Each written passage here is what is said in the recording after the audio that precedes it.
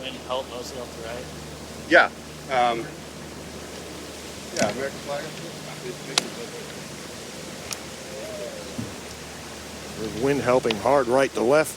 Bonzi still got to carry it a good 325 or about 325 in the air. That's exactly right. That's what I've got here in my yardage book. And again, it's certainly you'd love to knock it on the green, but it's very unlikely. It's all about setting up your angles. Again, as we've been saying a lot the last couple of days, this is an extremely strategic course. Certainly with the wind and the speed of the greens, and it must be said, no matter what the speed of the greens are or is, it's incredibly fair out here. They're just amazing surfaces. The superintendent and the maintenance crew out here have done an incredible job. This entire place is just pure. Looks like the grip's coming apart there, Paul. Yeah, I think this is interesting. We might have to call in our rules expert to see if that's any kind of an issue. I mean, there's tape on that grip, it looks like.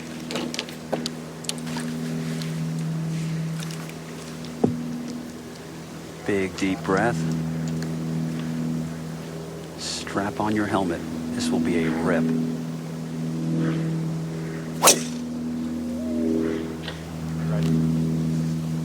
Overhooking, but left of the green as he looks at it, which is the better of the two angles relative to missing it right. Sure is. That's a pretty simple bunker shot, considering up and in for birdie. As we continue to watch match number 2 here, the Sunday singles, our uninterrupted coverage of the USGA Championships and the Walker Cup presented by Rolex. Fitzpatrick on the way. Very similar line, maybe a touch left of Cooties. Could find that same bunker, depends on the first bounce. Ooh. That is just bombs away. That went a mile. 400 yards. Second for Davis Thompson at the par 5 14th. Kurt? He laid back with a 3-wood off the tee, so 219 to the hole, to that front hole location. Boy, I don't know what happened here. This is going dead left. The hole high left, it looks like.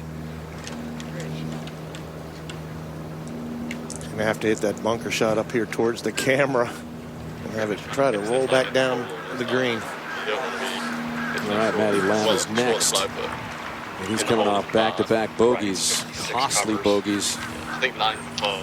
It's just like probably don't have to hit it quite full. No, because it's up a couple. 58, called adjusted. Playing like probably like the 145 shot. Yeah. Yeah, I like it. Ben's going to push it a tiny bit right. Yeah, it's a little off your left. Opening here, they're going to play at 168 adjusted because of the uphill, but like a 145 shot.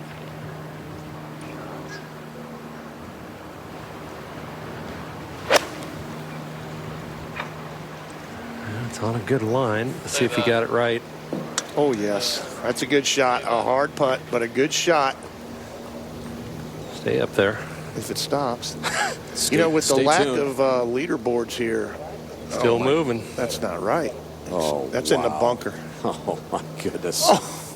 It's just. Got to learn not to say anything too soon here. You really do. Up to 13. Quade Cummins has this for par to tie the hole, remain 1 up.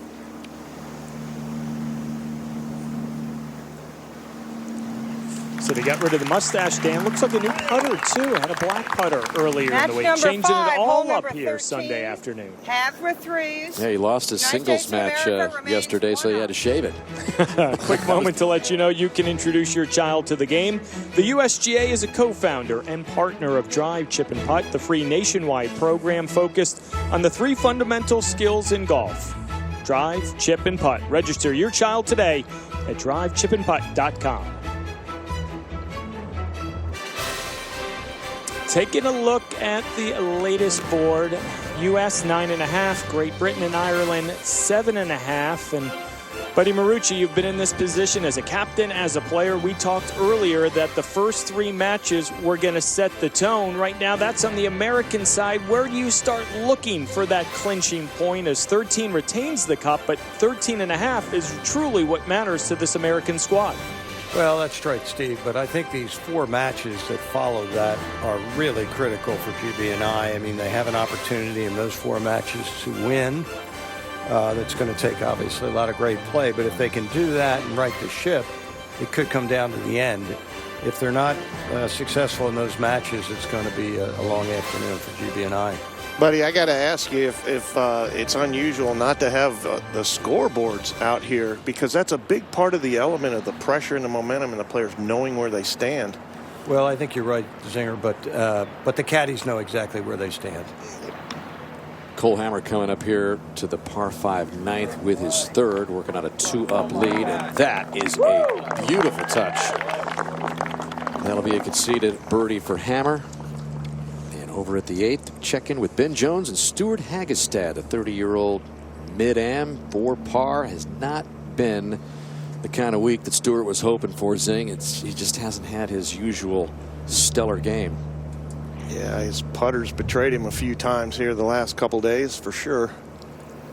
Back to 16. Fitzpatrick, his second.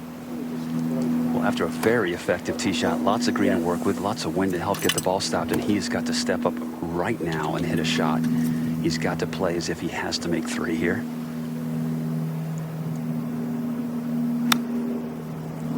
Picked it off the turf, meets a big skip, and that's very average from that spot.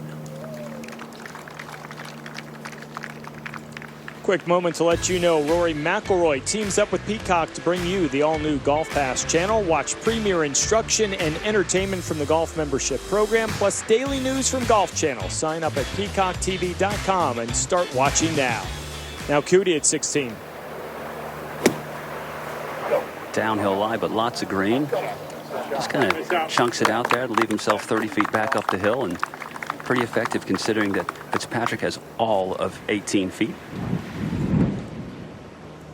And back to 8 in the Zanker match. Ben Jones for par to win the hole on Hagestad and crank the lead up to 2 up.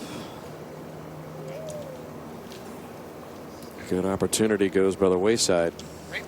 Over at 12, William Mao has this for birdie to win the hole. His opponent, Angus Flanagan, already in with par. Flanagan a 1-up advantage.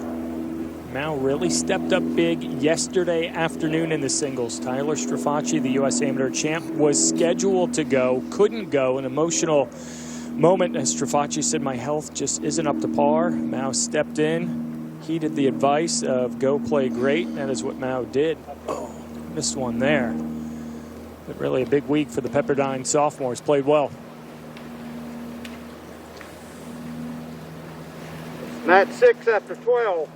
GB&I 4. Jump up to 16. Couple of birdie putts on the horizon. Cootie first to go. Bones that if he makes it, he closes out Fitzpatrick. That's exactly right. And he's got to feel really good about the fact that after having one of the fastest putts he'll ever see in his life on the previous green, this is just the opposite. Straight uphill, into the grain, into the wind. And when you're looking, in a sense, just to lag one up there or make it and end this thing, this is a great look to have. Again, putting so much trust in his local caddy here, as all these guys are this weekend. Very smart thing to do, because on greens this severe, you want someone out there with you that has as much knowledge as is humanly possible. Yeah, they took the 24 best caddies, I guess, at the club and drew their names out of a hat and get 2 alternates on both teams. So it was really just a blind draw how this worked out. But all these caddies have tremendous experience here. And as you said earlier, Bones, this course requires experience and knowledge, or you're just going to be flummoxed. Yeah, all those caddies out there at Cypress Point are doing a lot of push-ups, jogging in the evenings, getting ready for this amazing event. Next time it's held in the United States some 4 years from now. Yeah, it'll be a nice trip back to Cypress Point. Uninterrupted coverage of the Walker Cup does continue on Peacock, but we also want to watch the conclusion of the Regions tradition, where Steve Stricker and Alex Chaker are about to begin the first playoff hole. And Steve, since you were out first this morning, you'll have the honor. Gentlemen, play well. I'll be here. Good luck. Thank you. Good luck. Yes. Okay. Good luck. Good luck.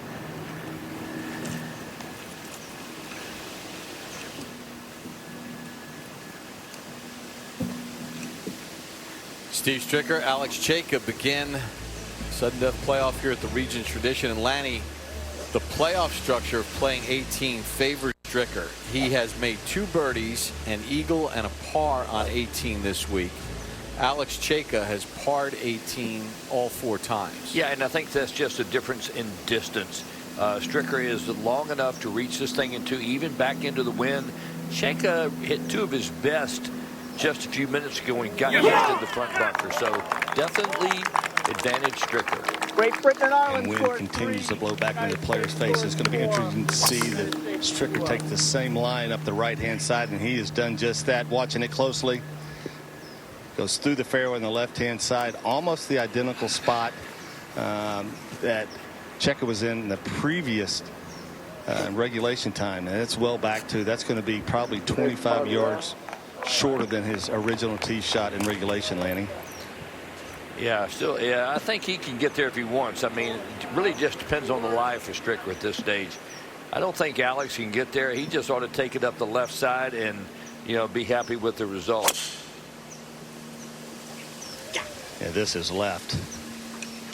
Well, that's too far left. Way up into the trees. Oh, my. It has a possibility to come off the slope. This is amazing. This has got a chance to come all the way across. And what a break this is. It's going to cross the cart path and back in almost the identical yardage that Stricker has now. What a great break there. Unbelievable break. Alex Cejka trying to knock down the defending champion Steve Stricker. Sudden death playoff. So both balls in play off the tee at the playoff over at the Regions Tradition. We will be back there in a moment, but let's just check in once again with the Walker Cup from Seminole. So, okay. Start out flat. Okay. Yesterday afternoon, this was just a 9-iron, and nobody could put it on the green. Today, a little different and a lot tougher. 185 today. This new tee, moving it back, making it even more challenging. You can play as much as 200 yards back here.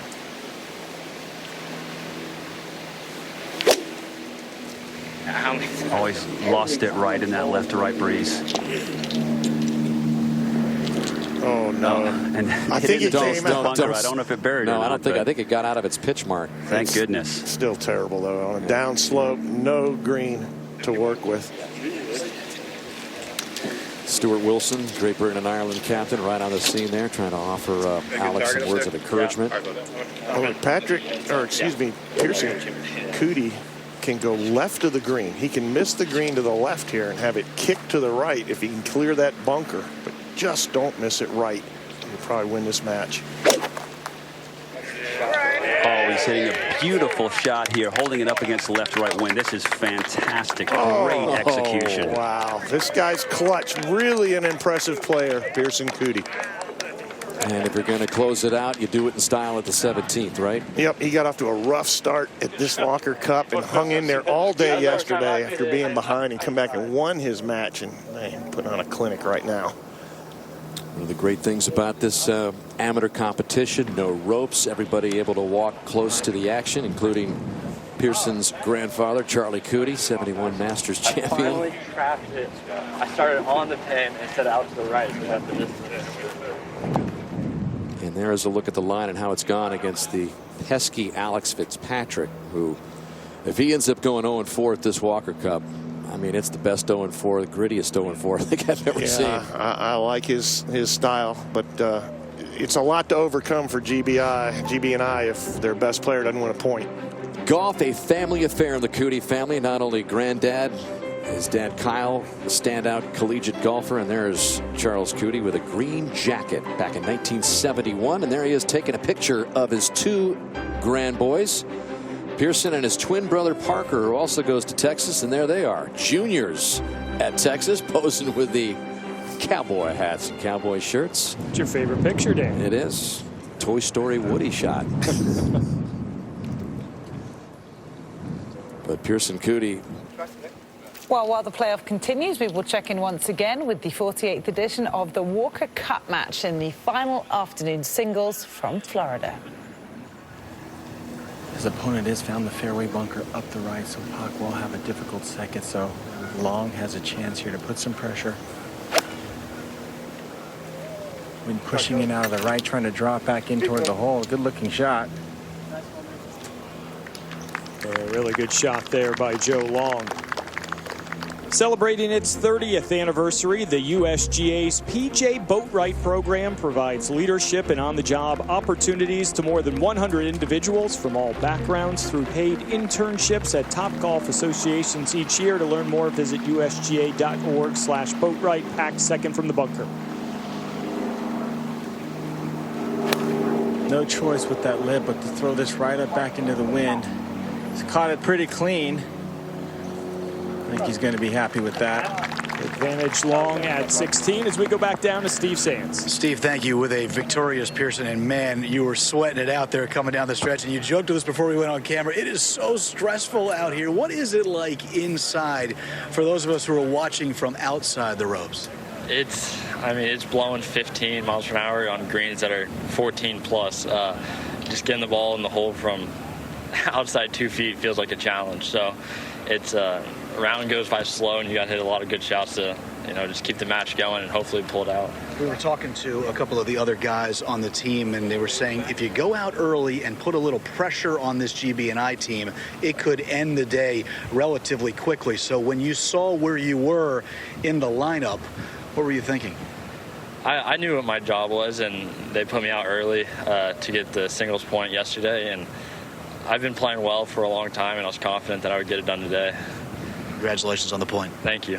Let's go back up to the action out on the golf course. Yeah, green at 10, Steve. Ben Schmidt, this for birdie to win the hole against Cole Hammer from the Americans. Hammer has a 2-up lead, and something to think about, guys. Yesterday's singles, Cole Hammer. So while the Walker Cup continues to stream uninterrupted on Peacock, we are going to go back and rejoin the third shots in the playoff at the par 5 18th on the PGA Tour Champions.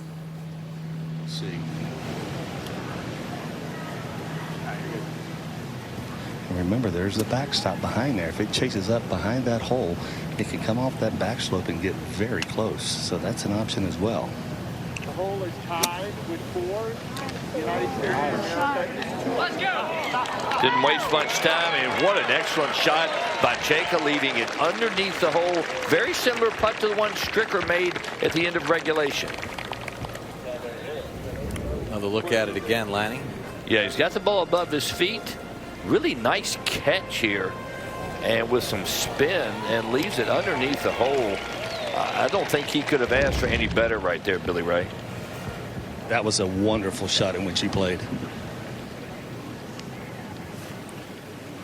Well, we've seen Steve Stricker and his short game on display throughout the course of the week.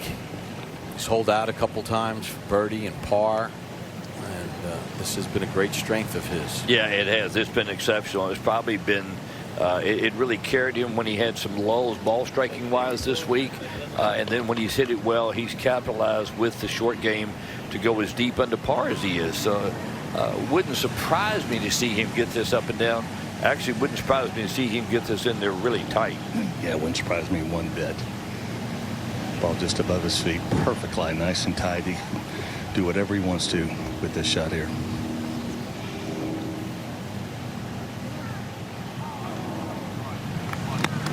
Play it with a very straight face. Really well done. He's got it about 5 feet. Pretty simple look, maybe right edge. And below the hole enough. Not as much below the hole as Cejka, but below the hole enough that I don't think he has to be frightened by the speed.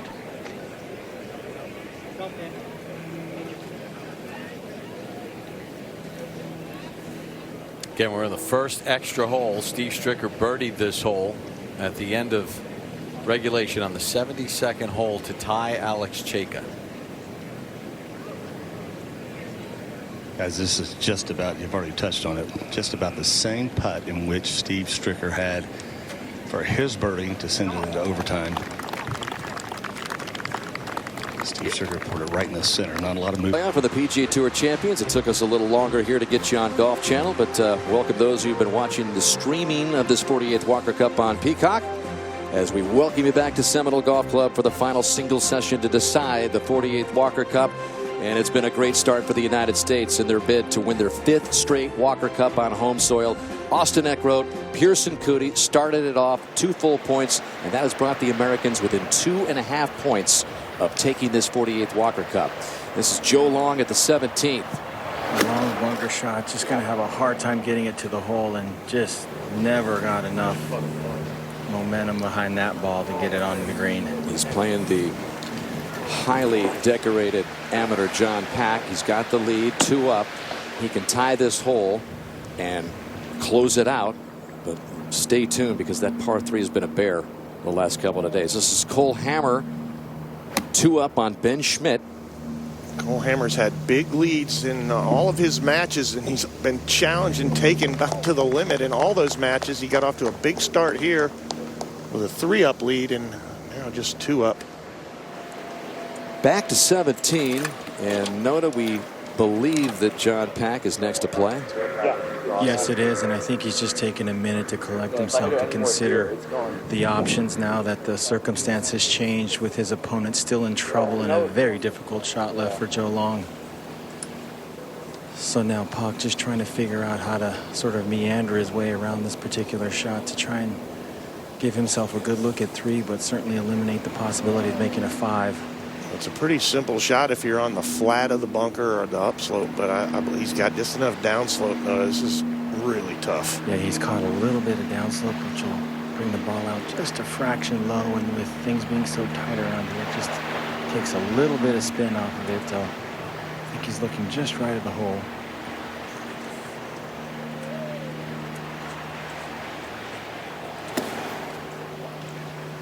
Pack just trying to carve it out of there. Look at that piece of artistry. How impressive was that? Shot there. It's pretty slick. Incredible. It almost hallucinated a little draw on that shot right there. Hallucinating. Well, it just looked like he played. It's just fabulous. You got to hypnotize yourself to get around these greens. Yeah, if you just joined us, these Seminole Golf Club greens are the fastest they have been all week long. They're 14 plus. I mean, the sun has baked them out. The wind is keep whipping at him. And this is Joe Long trying to get some sort of stance on the top of this bunker with his 3rd. He's got stance issues. He's got lie issues. This thing's going to want to pop up straight in the air. So he's got to get a lot of swing behind it to get it to land about 5 or 10 feet short of the hole and roll up. Got to think he's got to get this up and down to have a chance. And is that going to stay? Gonna run up there and mark it. Just barely. So he lies 3 there. Pack lies 2. And again, Pack has to win the hole outright to send it to 18. Well, Joe Long cannot lose this match, or GBI will lose this competition. He has to hang on to this full point. He can't even afford to give away a half a point. That's right. He's secured a half point, but boy, they can't be talking in half points. They got to be talking full points. This is the par 5/15th. Cummins for birdie. Was working on a 2-up lead. Yeah, Zing was right. Cummins had no angle there for his 3rd. Taking on Barkley Brown. As we go back to 17, beautiful look from high above. Just the 2nd time Seminole Golf Club has really been featured on television. They played a charity relief effort during COVID last year.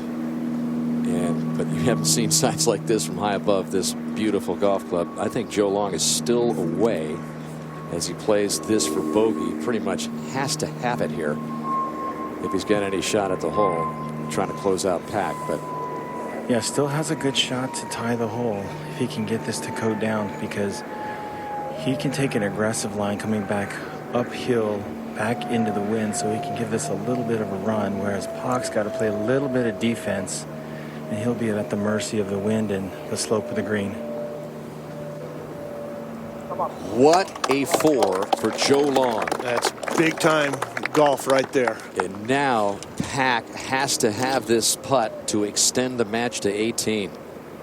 What a turnaround there for Joe Long, who gets it together. He won the amateur championship at Royal Birkdale to earn a spot in the 2021 Masters. Big time player. Again, this is the first session that he's seen action here after trying to recover from the stomach bug, which has gone through both sides, and now Pack is faced with this must make to move it on.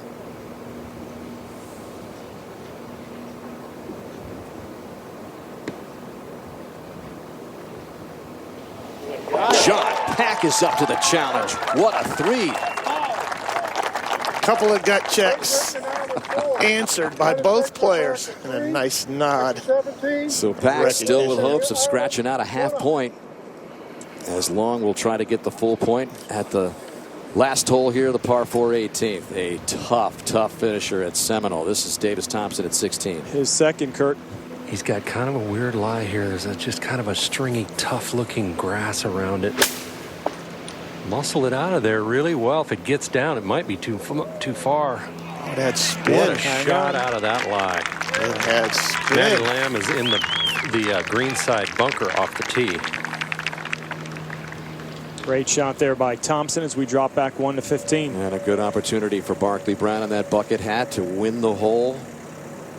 After a very deft chip shot, keeping it under the hole. And this is another one of those matches that they got to try to turn around.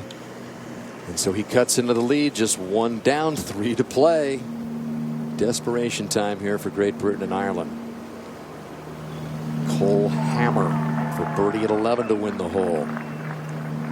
He is just trying to close the deal against Zing. He's had his hard time doing it. This is 16. That's Matty Lamb's second. Yeah, it was going to always be tough to get it all the way back to that hole location, but at least he's under the hole, and he'll have a little less concern about the speed. Yeah, I hope Matty Lamb knows how critical his point is at this stage of the match. Another one along the coast, 18. It is tough. Awkward drive. The fairway pitches left to right. We've seen guys hit drivers into the driving range. We've seen some to the left in the sand, too. Right is a better miss. Dead straight's not bad either. He just hammered this one. This is a good tee shot. He's one of the most, if not the most accurate player on the American side. That is a timely tee shot. That is perfection for Pack. And again, he needs to win this hole to get the half point. Long can tie the hole, pick up the full point. Crucial to GB&I's chances here of pulling off this comeback. So a little bit of a tougher shot here for Long Zing. Right? Yeah. He's been about 20 to 25 yards longer than Pac all day, so the bunkers down the right are certainly in play. And if he wants to get really bold, he can try and challenge the carry up the left side, but some of the circumstance, he'll take anything in the fairway. Oh, no. That is brutal over there. Yeah, it is, and they've cleaned it out to be as nasty as it is. We never saw that ball bounce, and just a disaster for GB&I. Cannot hit it left, and he went way left. Anchor match, green at 10. This is Ben Jones for par to tie the hole against Stuart Hagestad.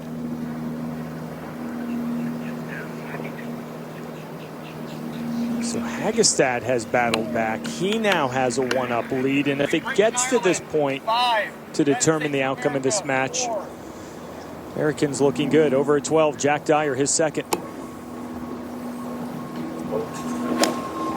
This is a tough one.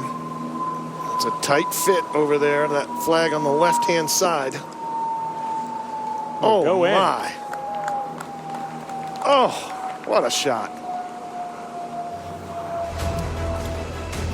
And the dramatic conclusion here of the 48th Walker Cup. U.S. with Pack in good shape and Long well left at 18. Looks like they could be moments away from getting within 2 points of retaining the cup in the 48th Walker Cup at Seminole Golf Club.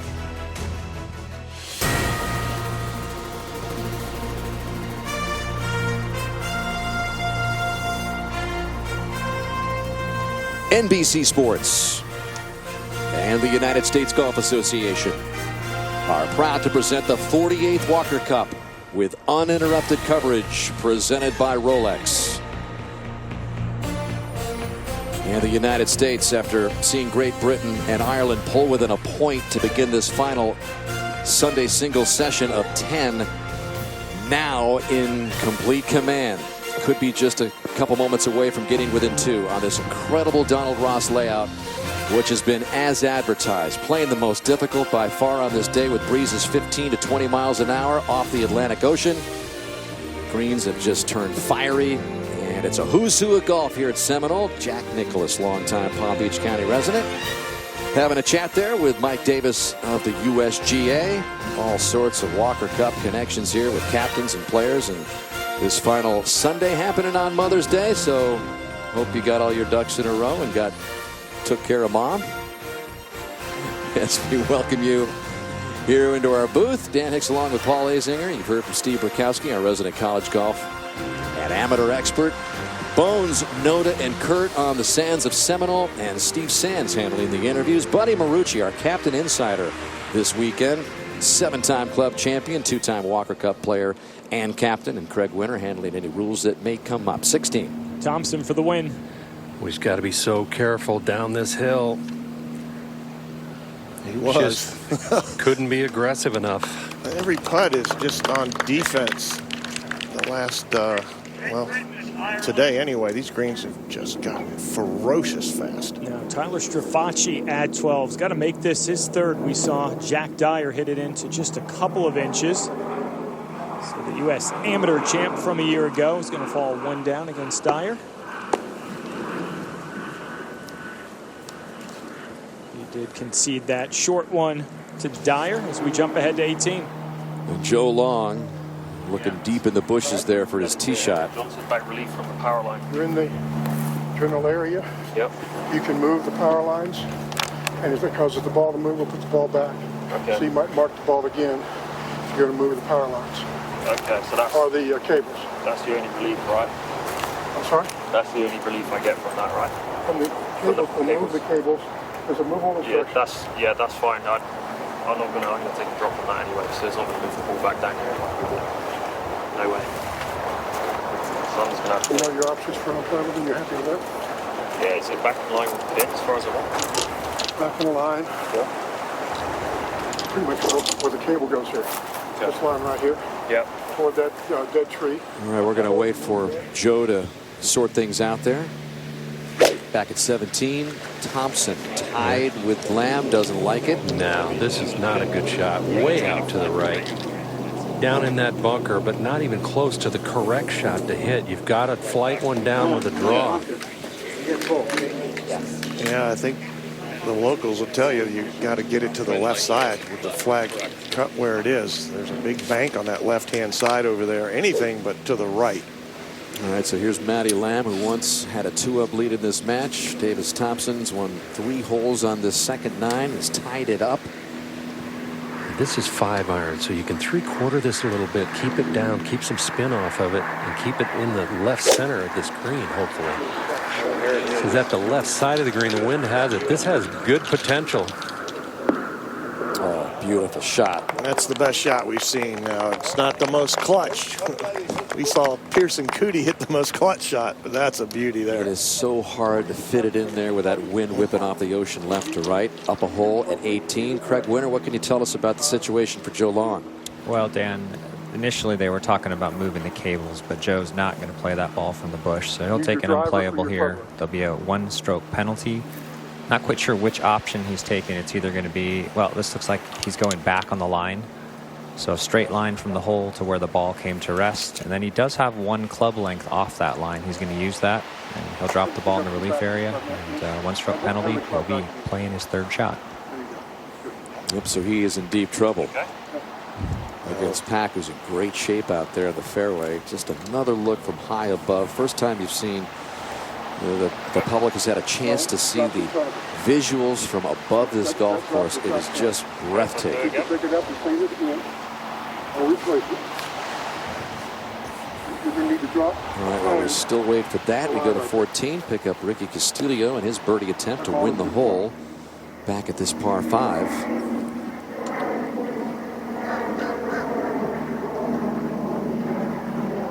And that burns the left edge. So John Murphy survives that one. Castillo remains 2 up, 4 to play in that 7th of the 10 matches. And now Long finally getting ready here, looking at the yardage book for his upcoming 3rd. Yeah, caught a very nice lie, Danny, with his drop from 190 now to the hole. Wind coming in off the left. Good bit of sportsmanship here on the part of John Pak, one of the first people to come up and actually help look for the ball. So helped find the ball, but also got a good assessment of what Long is going to be dealing with, which may factor into his own decision making.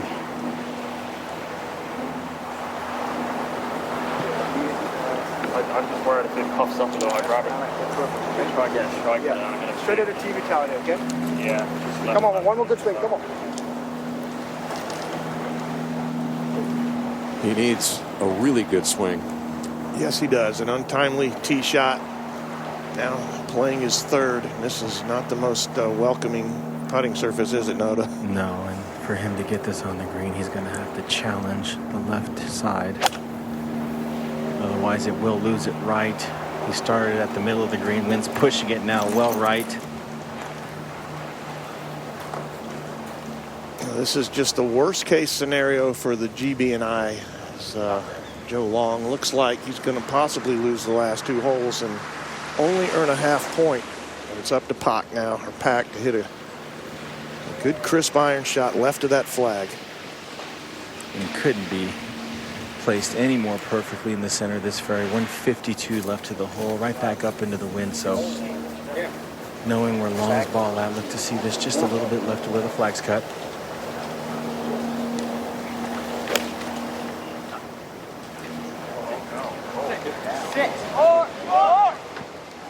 Oh, Pack. What in the world? Goes way left. It was in the penalty area. You can see a little bit of the red paint there, but Did that go in the fly in the bushes? Yes. Yeah, do I? Got it? It's in the bushes, but it's heavy play. Okay, really? Let's go look at it.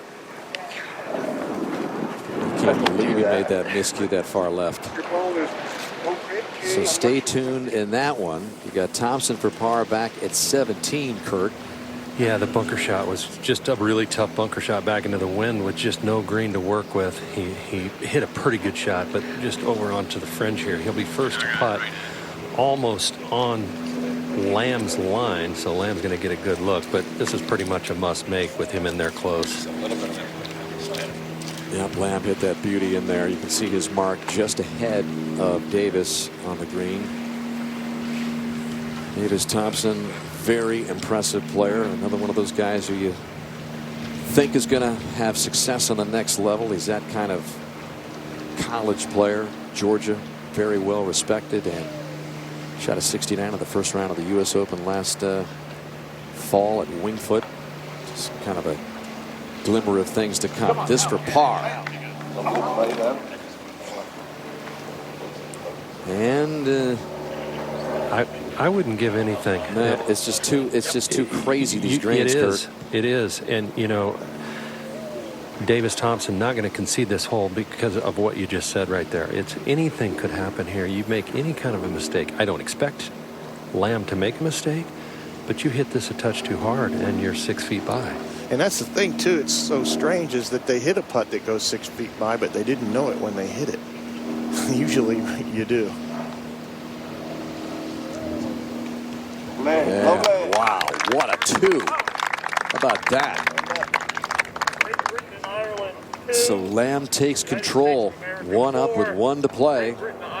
And boy, does Great Britain and Ireland need that one. 16. Quade Cummins from the U.S. This for Bogey Bones. That's exactly right. He got the speed all wrong on his birdie putt, left it well short, and then knocked the par putt past to this point. And even if he makes this, Brown has 2.5 feet for 4 to win the hole, which we will see upcoming. Quade in with 5. We'll get back to the green at 16 momentarily. Over at 13, this is Jack Dyer from Great Britain and Ireland to win the hole. Oh, just like that, now 2 up over Tyler Strafacci.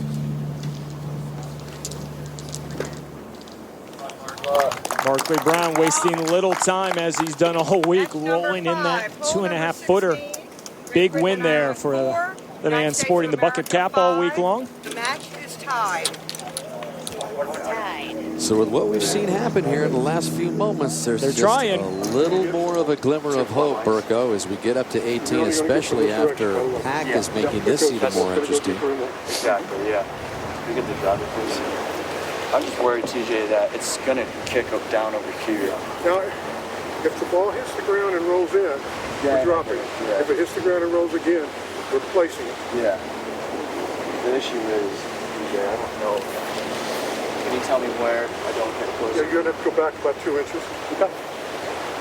Is that good? Yes, sir. Just clarifying what. Yes, sir. We'll get back to that in a moment, Noda. Back at 18, Lamb with a deuce at 17, 1 up. Just cannot go left. That's the only place this is going to be good. It's high, it's drifting right with the wind, but it's going to land soft in the fairway. That's a confident swing. Yes, it is. And Matty Lamb doing what he has to do. He's got to win this point to get a full point, just like Joe Long needs to get the full point up there at 18. He might get it. He's got the 1-up lead. Well, and the last thing Davis Thompson wants to do is be the guy that lets him get that point. So he's got to answer that tee shot, Dan, right here. Wind hard in from the left. This is a tough tee shot. This is over the bunkers on the left. If it gets over them all, it's going to be ideal. In between. Didn't Did it get in that bunker? It got in the last one, Kurt. Well, we'll see. If it's in the bunker far enough, it should be okay. Well, if you've been with us all week, by now you probably have heard that this is uninterrupted coverage of the USGA Championships, and it's presented by Rolex. Thanks to the folks at Rolex for giving you this pure coverage on a pure golf course, and as pure of a team event as you'll find in the world in amateur golf. Best from Great Britain and Ireland taking on the best from the United States in a competition that dates back to 1922. Now the United States trying to take care of business on American soil for the 5th straight time. There's Pax still going through the motions, taking his drop. Yeah, it took 2 drops. Ball did a roll back into the penalty area, so now just taking instruction on where to place it, where he will be playing his 4th shot.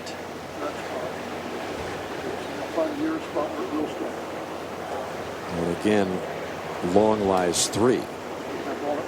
Long lies 3, short and right in the bunker. Hawk also basically lies 3 now. And may have a little bit of swing interference with these hedges behind. Looks like he's going to be clear, though. Yeah, he's got to swing at this, it looks like, Noda, and he's got a clean, tight lie that he got to place it. So what do you think? Can he get it to spin, or does he have to just carry it over that bunker? Well, I think both, Zing. I mean, option, A and B combined have to be included in the assessment of this shot, because as this ball stops and starts to lose momentum, it's just going to work directly left to right here. So he's got to try and be aiming about 10 or 12 feet left of this hole with a little check spin on it and just hope he judges it out perfectly. Yeah, with that, if you've got to put some spin on it, then you have to have some speed. That's going to be the key. If this green was slower, he could make one of those big swings, and let gravity bring the club down nice and slow. But Noda's right. He's got to spin it, so he's got to clip this with a little speed, Noda. It's not without some risk. We just got a report saying that they syringed the 18th green just a few moments ago. Interesting. They're drying out. It is fiery. See if he can clip it. Nope. Chunk. Wow. Talk about a disappointment. Well, he's just gonna gift, it looks like, John Long the point after Long hit it into an unplayable lie off the tee. Well, let's hold off here. Zing, Long has a pretty tough shot himself. I don't think there's any way he can stop this short of the hole. Not a great lie, a little bit of downhill in it. Oh, what? You're right, Noda. I better hold off on that. Yes. A lot of golf left to be played here at 18 still. We're going to be hanging out here for a while. They both lie 4. We'll get back to that in a moment. In the meantime, Hagestad at 11 for par to win the hole. So finally some bright spots for the 30-year-old Mid-Am in his 3rd straight Walker Cup, taking a 2-up lead over Jones in the anchor match. Not sure it'll get there to decide the cup, but you never know. Pax seems really close to this lip, Noda. Yeah, it's not much of an issue. It won't really affect the overall shot. It's got to hit a modified hold off anyway, so he'll just hit his normal shot and let the bank stop it, but still has to clip this pretty cleanly to get it to react appropriately. 5th shot. And that's not a great effort from there. So he's got that for double bogey. Stay tuned. Back at 17. 2nd shot for Quade Cummins. This looks rather challenging from a buried lie. Horrible lie, and that's with Barkley Brown hitting a fantastic tee shot already. Oh. Very thin. A lot of click in that, Bones. Oh, he's begging for it. It's just perched up on that slope. Okay, so Joe Long has 2 putts to win the match. Note, I know you played in this competition, and you told me the other day that you were more nervous at this event than anything you'd ever done. How hard is it for Joe Long to 2-putt this to win the match? It's extremely difficult, Zing. You just have so many things. You know, let's remember, these aren't PGA Tour players. These are young players, a lot of them in their late teens, you know, early 20s. And, you know, the amount of pressure and just wanting to do well for your country and who you're representing and your teammates is just immense. You try and block all that out and just put a decent roll, trust your read and trust your speed. But this is going to have some speed in it and some run out at the end. You could put it in the bunker if you flinched. This thing just gathers and gathers and gathers. Oh, beautiful speed.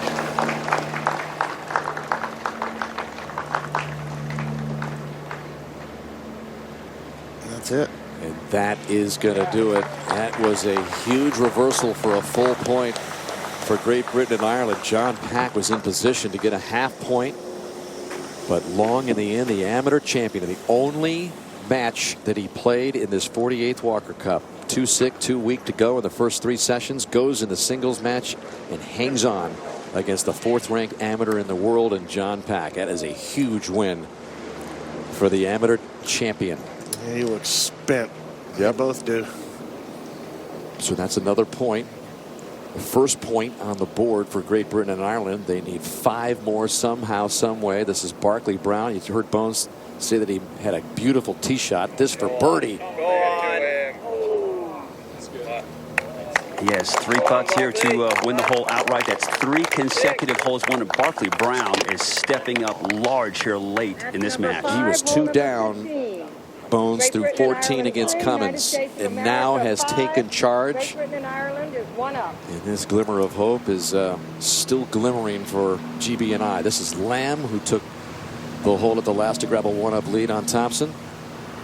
That's from 166 front, 184 to the hole. He's looking left. Oh, man, wow. it got a break. What a Look break. at this. It's going to roll down Are a you little bit kidding further. me? Unbelievable. It was so close to going into the sea grapes. Well, GB&I's fortunes have really turned here in the last 15 minutes or so. That was very lucky. Yeah, this is not over yet. Davis Thompson on that line, because of going on that line and hitting it solid, he only has 158. The problem here, Paul, is oddly enough, it just got into that bunker, so it leaves him with the ball well above his feet, and it makes this shot that much more difficult. If you come up short, it comes 40 yards back down the hill. Left's no good, right not really any good either. Just got to hit a gem out of here. Sounded good. If it gets there, it's on a great line. Well, it's well short. Now it's starting back down the hill. Yeah, watch this gather speed. 40 may have been an underestimation. Yeah. It is such a game of inches, especially here at Seminole. You just saw how. As much so as any golf course you'll ever play. Yeah, I was going to say. A lot like Augusta in that regard. 13. Cole Hammer for par to win the hole, go 3 up in this match. So he's firmly in control against Ben Schmidt, one of the 3 American players with previous Walker Cup Great Britain and experience. Ireland 4, United States of America 3. Back to the tee at 18. Barkley Brown getting ready. He needs the full point here, guys. If he can get the full point instead of the half, then this match is going to go down to the wire, I feel. Just waiting for some spectators in the match ahead to move on. Yeah, he Hit gets reset, grab a drink. He gets the full point here. That puts GB&I within 4. And then you take a look at the rest of the matches. You just saw Cole Hammer take a commanding lead, but the others are doable. And again, Jack Dyer is hanging on to a lead over Tyler Strafacci. It starts right here, though, with this tee shot. He's got to hit a good one. Taking it up the left edge. Needs some help from the wind to avoid the sand. He's going to be in it, or maybe in the grass. Wow, that ball appears to be on the grass between the bunkers. Oh, that's a miracle. Man. Is GBI getting some bounces? They are right now, and they need this point. This has to be the full point, or it's going to be tough.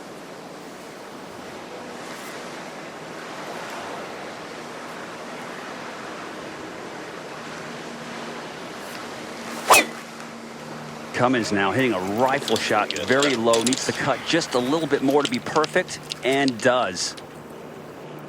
Yeah, that was a peeler along the left edge of those dunes, Bones. Clutch. Cummins one down to Barkley Brown, seemingly in a better position, but Barkley Brown kind of break it. He's in the grass as we send you down to Steve.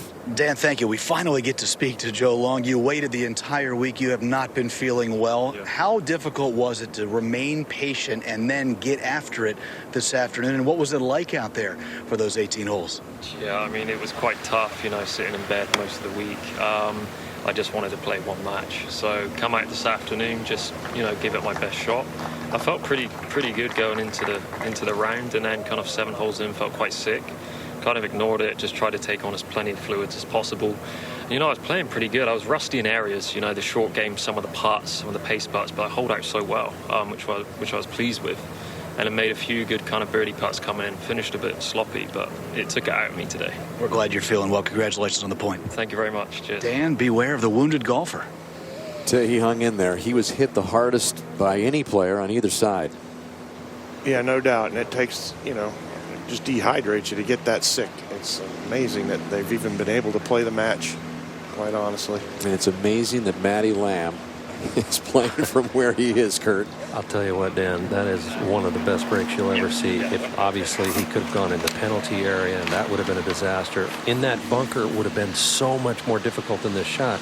He can putt this down the hill, maybe try to putt it like it feels like he's only going to putt it about 10 or 12 feet onto the green, and the slope should take it right to the hole. Yeah, and a 4 is going to get it done here because he's got the 1-up lead, and you saw Davis Thompson come up at the hill. He lies 3.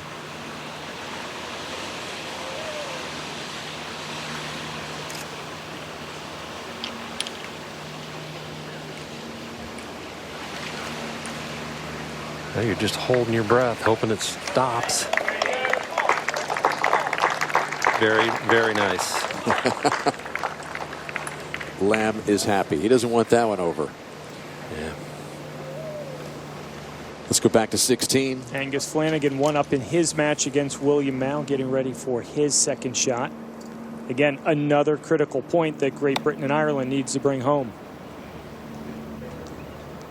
Oh, that's going to help. Beautiful shot. Did you see the trajectory that left on? Right out of the first floor window. Spectacular. And back to 18, where Thompson is away. And a must make. Must make or another point for the GB&I team. Well, this was the point we were saying early in the match, Kurt, that Matty Lamb has to get the full point, and it's really coming down to Davis Thompson's ability to make this putt right here. I'll tell you, overall, these last few holes, after 15, Matty Lamb had some trouble on 15, but 16 and 17, Matty Lamb hit the better quality shots off the tee, and he really performed well.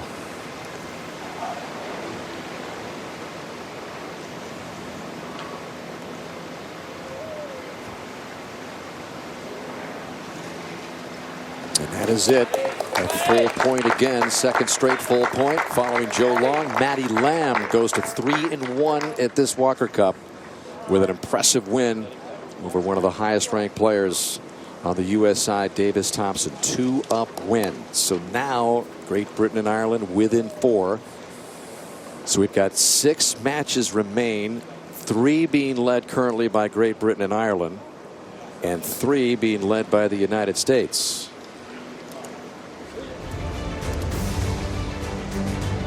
So GB&I has come back in this competition.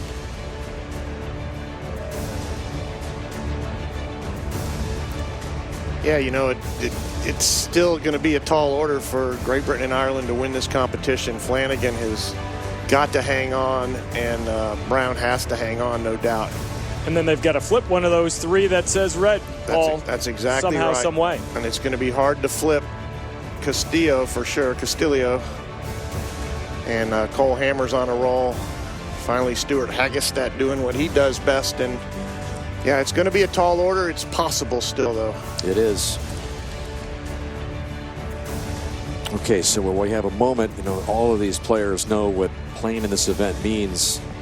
And so does the reigning U.S. Open champion, as we see in this legendary Champions presented by Rolex.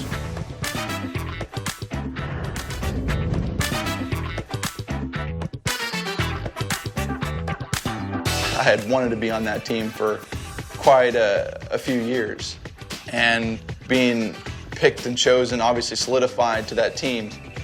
It's tough to put into words because it's the greatest event worldwide because of the fact that we're now a team competing against the best amateurs in the world, and from the heritage of the game, the traditions of the game, the Walker Cup was a huge deal in amateur golf, and so many of the greats played in it. From Clovis, California, Bryson DeChambeau. It was definitely a scary but an inspiring moment because you got to represent the United States of America. And when you're there, you finally realize what it means to be a part of the team and represent your country. Wearing the red, white, and blue is one of the best moments of my career.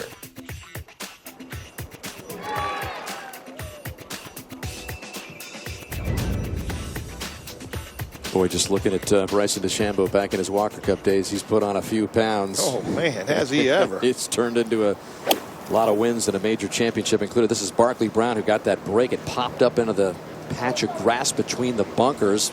Oh, but look what he does with that one, just on the edge of disaster. Not sure if he can get a club on that properly. So he wasn't able to pay off the break that he got off the tee. This is Jack Dyer for Eagle at the par 5 14th. He's 2 up on Tyler Strafacci, the reigning U.S. amateur champion, just trickling it down there. And so a birdie conceded to Jack Dyer, and he takes the lead up to 3 up. And so hanging on to that lead and upping it with that birdie there. And here's Cummins after a beautiful drive, coming up with a second at 18. Barkley Brown opened the door. Yes, he did. Back at 16. Great approach. We saw Angus Flanagan hit moments ago. This for birdie. Go 2 up in this match. There he is, the University of Minnesota senior up to the challenge. Hole 16, GB&I. The USGA's sole mission is to champion and advance the game for all golfers everywhere. To find out how the USGA is working with the entire golf community to lead golf forward and help it grow, see USGA.org. The USGA for all golf is, and all it can be. Uninterrupted coverage continuing here at the 48th Walker Cup presented by Rolex. Barkley Brown on the edge of disaster over there. Not sure what kind of shot he has. He just chipped it into the bunker. He did. That's all he had. Good play. And I tell you what, guys, Cummins hit a quality second shot here, but he hit it well into the green in terms of the depth of it. And he's got a very difficult 2-putt in terms of handling speed. So Barkley Brown's got to grind this out and get this ball up and down. Yeah, if he could somehow tie this hole, Bones, he would get the full point, and that is imperative for his side's hopes. Again, they need 4. GBI needing 4 to win it. The U.S. has been on that 2.5 point to retain it mark. ever since Eckroat and Cootie won the first 2 singles matches. But it has been Great Britain and Ireland that has won the next 2 matches, 3 and 4. Joe Long, Matty Lamb, and now Barkley Brown desperately trying to hold on to the full point in this 5th match, which represents the middle of the pack in the singles session. He has been very chill out here this entire weekend. This is a huge spot, probably the most pressure-packed shot he's ever hit. Nice contact. This is gorgeous. Just bleeding it down. Wow, he almost made it. Oh my goodness. You know, I got to take my hat off and tip it to that young man. That was take your fantastic. bucket hat off and tip it. That was some shot, some touch. He had kind of a squirrely lie. The ball looked like it was sitting down a bit, and he had to hit it out. He couldn't get any spin on this. And, oh, man, that was close. All right, so that left for bogey. Wow. Quade Cummins still in control, so we'll see what happens there at 18. In the meantime, Hagestad at 12. This is to win his 4th consecutive hole and go 3 up in the match against Ben Jones. Jones won the 1st and 2nd to get a quick 2-up lead. And how about Stuart Hagestad hanging in there? Yeah, a little emotion out of Stewart there. That was a big putt. Cummins just a couple of putts away here from winning the hole. Unbelievably fast here. And we've seen a couple guys up here, Bones, already, and it's been tough to nurse it down there. Gimme. And that's tripped it off just a little bit, but that's a good effort. And so all that's left between Cummins here to scratch out a half, win this hole. Well, this half point could be the difference. You know, this was a huge point for Barkley Brown to hang on to. And just an unforced error, that second shot after a huge break. But it's such a small target, Dan. My goodness, you know you can't miss to the right. It's going to drift to the right. He pulls it a little bit, and it doesn't move on the wind. Next thing you know, you're dead. Barkley Brown, 20-year-old sophomore at Stanford, picked up his first collegiate win in the spring. And looking to get this down safely for bogey 5. And watch Quade Cummins, for par, win the hole to get a half point. Yeah, Barkley knows let it get away a little bit coming down the stretch here. But he did win 16 and 17 to come back on Cummins, who had built a 2-up lead through 14. So this is Quade Cummins, 25-year-old, mid-amateur in his own right, even though he's still at Oklahoma. Wanted to stay at Oklahoma so he'd have a chance to play in the Walker Cup. And that is a heck of a 4 at 18 to win the hole and get the half point for the United States. And now they're just 2 points away from retaining the cup. Pressure 4 for Cummins.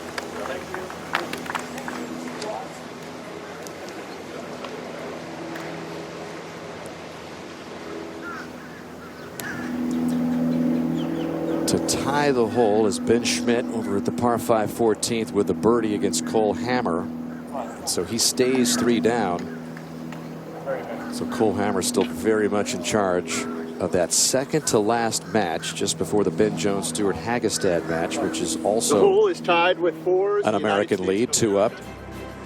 Yep, the mid-am down there, 30-year-old Stuart Hagestad has come back. That's a 3-up lead. So you got 2 3-up leads down the stretch here. So the United States looking very good. Especially after Cummins scratched out a half point there. This is 16. A couple of birdie putts upcoming here at the par 4. This is Ricky Castillo, 2 up in his match against John Murphy.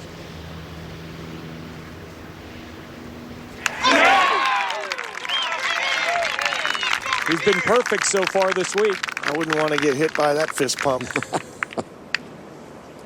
What a putt.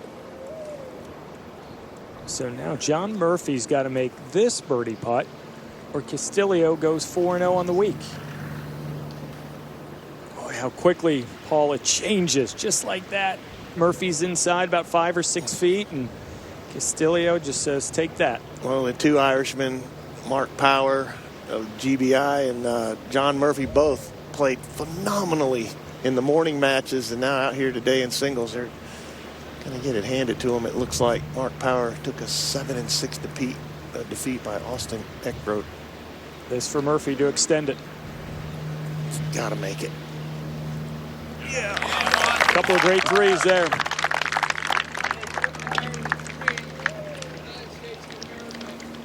But at that point, the best Great Britain and Ireland can do in that match is get a half point. I like it in the hole.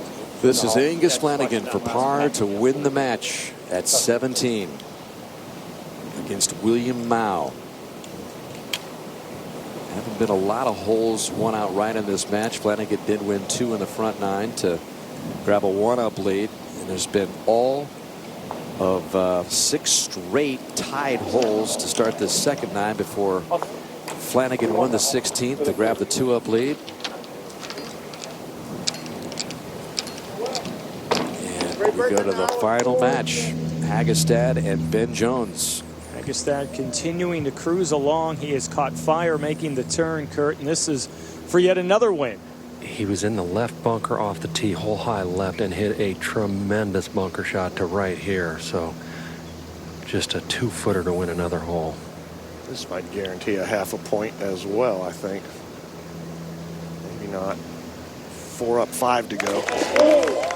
There's a reason that 30-year-old playing in his 3rd Walker Cup match is in that anchor spot for Captain Nathaniel Crosby, the 5th consecutive winning hole for Stuart Hagestad. Match number 7, John Murphy and Ricky Castillo has reached the 17th. It's more into today's stuff. Yeah. I shoot 87. You're looking at the back left bunker.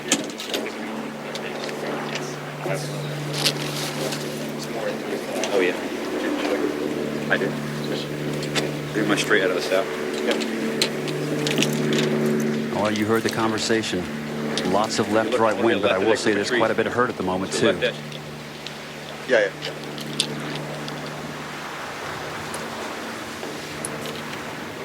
Both these guys coming off birdies. This shot takes unbelievable precision here just to get on the putting surface. Yeah, you got to own your ball flight here. Now, these guys, most of them can hit the ball a variety of trajectories. Excuse me? This is anything but a stock shot, Bones. He's got to do something with that ball flight, drive it down. You know, these guys are up above the green, so it's hard to keep the ball out of the wind here. Yeah, I haven't seen one guy hit a good shot on this hole this week that didn't draw the ball back into the wind here and hold that right to left shot into the heavy left to right wind. Yeah. To have it come down as softly as possible. You can spend more? So this is perfect slope? It's pretty steady at it. It's just perfect slope then, right? Just move it off the left. Okay. Good thoughts. Yeah. And obviously, if you can knock it on the green playing first here, you put an unbelievable amount of pressure on your opponent.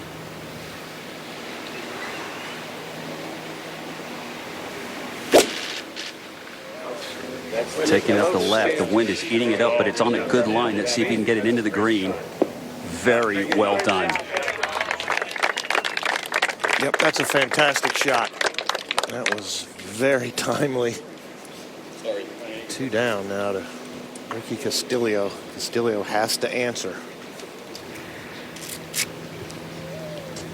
think you probably want to aim just at or left of that golf ball on the green.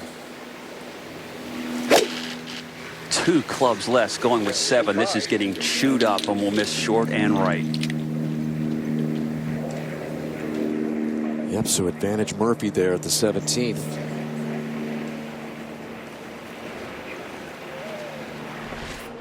Time now for our Rolex Championship recap. What a week it's been. Opening ceremony, the flag raising ceremony taking place on Friday. Both teams coming out.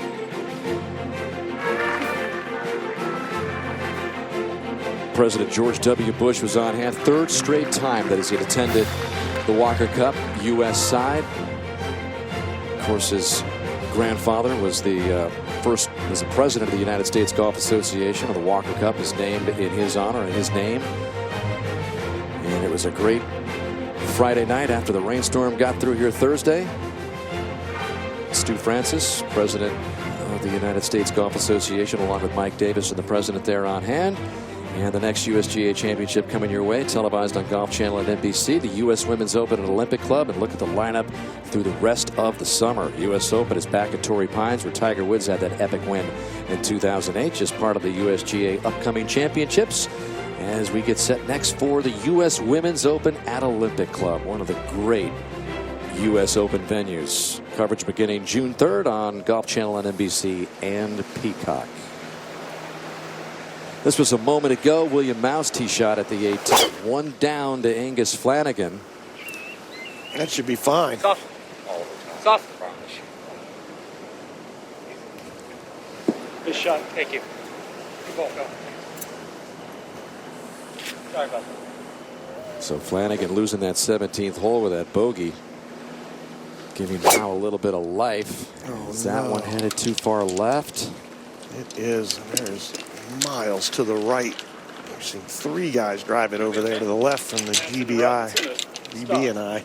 Just the place where you cannot go. And as you look at the leaderboard, the United States within 2 to retain the cup. Great Britain and Ireland needs 3.5 to win it.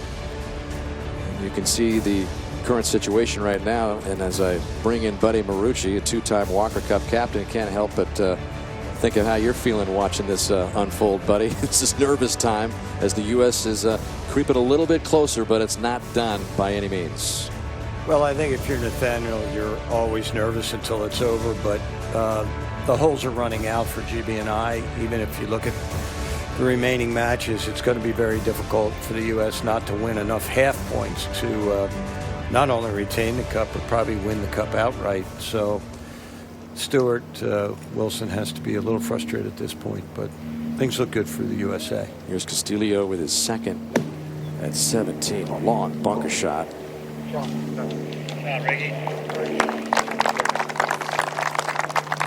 So he'll have a crack at par as we go back to the par 5 15th and look at this par attempt for Jack Dyer.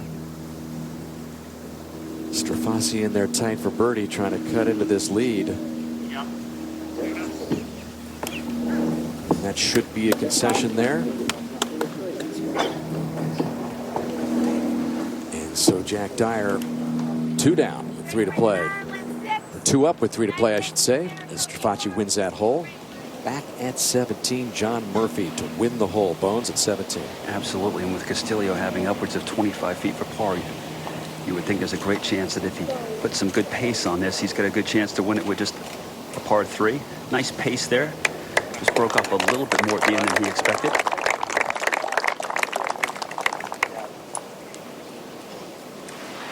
Beautiful look down the coastline. Back down to that spectacular par 3. Framed by 7 bunkers around the green.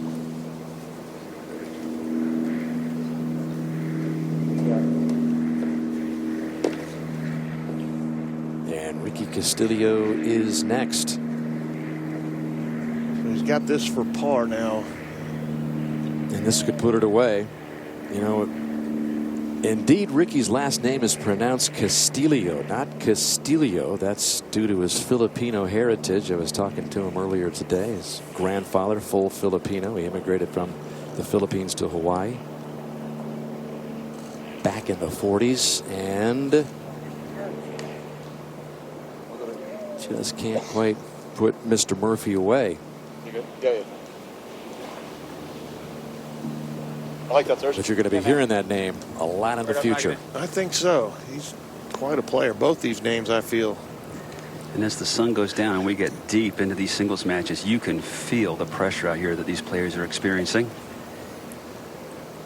Murphy now, if you were going to miss in terms of 2 or 3 feet wide on that first putt, this was the side you want to miss on. He's now putting back uphill into the wind.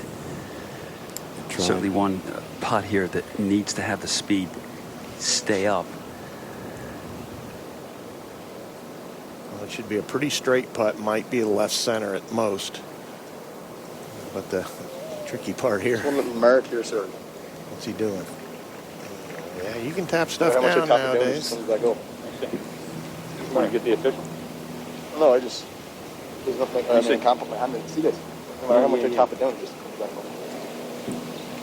As Paul just mentioned, you are allowed now to tap down imperfections on the greens, which late in the day is a very nice thing to have, especially on greens of this kind of speed. Sure is. Beats Calling having it now the ref. It looked like he maybe fixed a ball mark, and he doesn't like the way it ended out. There's just a spike mark right here, and no matter how much I tap it down, it just comes back up. Like this one here. Yeah. Do I have to, like, how much force am I to use to tap it? Can I use my hand? Yeah. Incredible. It's an incredible rules change, really, to me. To see him doing that just blows my mind that that's going on out here. It's a lot better than putting through those spike marks, but as an old player, it's kind of like, wow, that would have been nice. Yeah, wouldn't it have been nice on those 3 or 4 footers late on Sunday there, Paul, for you? Yeah, for all of us. And So Ricky, wondering if it's going to get there. The 18 must make here for the redshirt senior at Louisville, John Murphy from Ireland.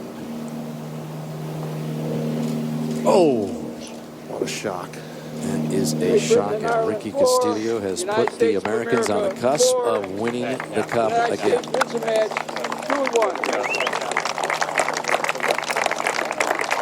2-1 for Ricky Castillo, and he indeed is a perfect 4-0 at this Walker Cup. Freshman of the year last year for the Florida Gators. And you look at the players with a 4-0-0 record in Walker Cup, that is a pretty good group he joins. Morikawa, Maverick Mealy, Doug Gim, Ricky Fowler a part of that list as well.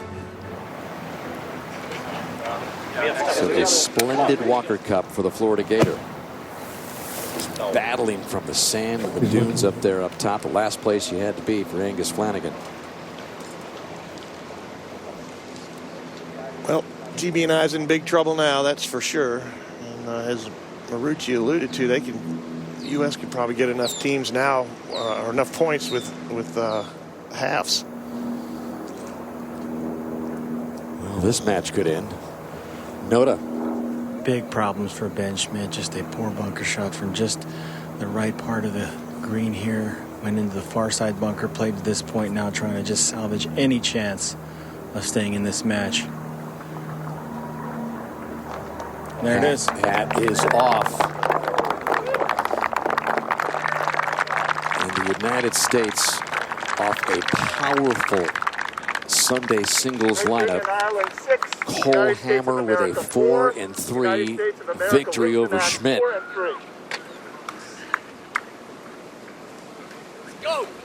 What a week for Cole Hammer. He's played his backside off. Tee to green and on the greens, he did well. Fine player, that kid. 13th point provided by Cole Hammer is just a matter of time. And that retains the cup for the United States' 5th straight victory on home soil. Good job. That was it right there. That was it.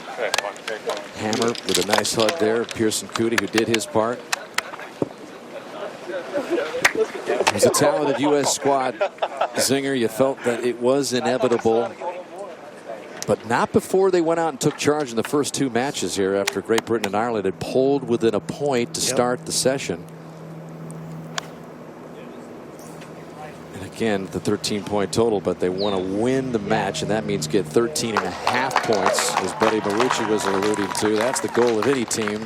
Zing, as you were on Ryder Cup teams. Absolutely. And, you know, the tough thing for GB&I to overcome, though, the fact that Sandy Scott wasn't able to be here, Joe Long only able to play 1 match, and their best player, Alex Fitzpatrick, went 0-4. That's just too much to overcome. Now Flanagan's third, still in the sand at 18.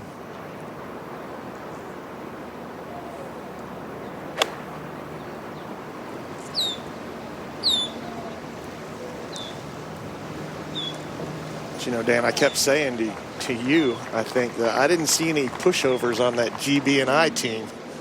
These guys are all good, solid players. Let's go back down to Steve.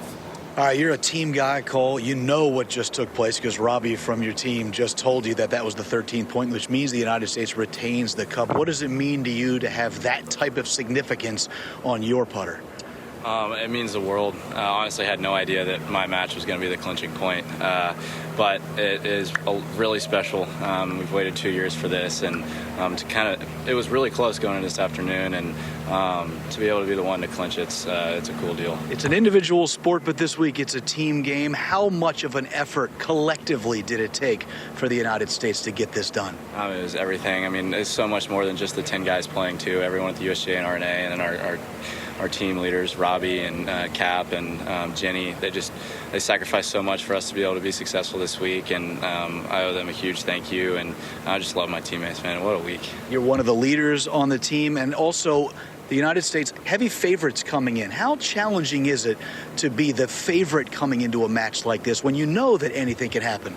Living up to expectations is hard. There's no two ways about it. I mean, we looked like a really tough team to beat on paper, and foursomes is just a difficult deal, and we were able to kind of hold our own, and I think that's kind of what pushed us over the edge. Congratulations. Thank you very much. Cole Hammer, what a week. Let's go to 18. And the Americans gathered around this 18th hole, which could be the decisive half point to give them the win of the 48th Walker Cup match, even though they've attained the 13 points already to retain the cup. They needed just the 13 points to retain the cup because they were victorious 2 years ago across the pond. And what was a great comeback in the final singles session by Nathaniel Crosby's side. So Nathaniel Crosby is going to be 2-0 as the Walker Cup captain. Pretty impressive for him. I'm sure he'll be doing a little celebrating here tonight. He's a Seminole Golf Club member as well. What a thrill for Nathaniel Crosby to get to captain the team again, especially to do it here. And there's Nathaniel right in the middle of the screen. Yep. That's still looking good. This is a par attempt for Flanagan. Mao has a birdie attempt left. Oh, Flanagan. Wow. Angus Flanagan with the miraculous 4. My goodness. He's shaking his head. I didn't see that coming. How's he a senior in college? He looks so young. What a player he is. So now that forces Mao here to make this birdie putt to tie the match.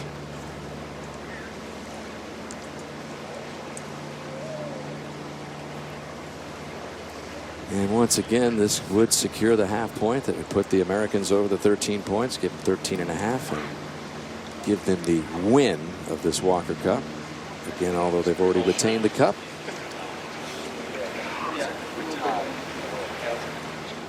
Yeah, they want to win it. There's no doubt about that. So, yeah.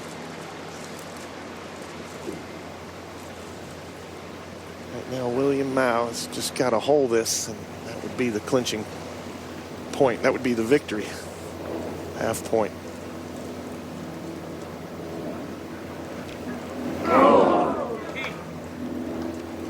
Gave it a good try, but it's a 4 by Flanagan who puts the match away, and William Mao. Angus Flanagan with a pretty good week for GB&I. 2-1-1 is his record. Crazy, you still got another 4 years left in college. Mao falls to 2-2.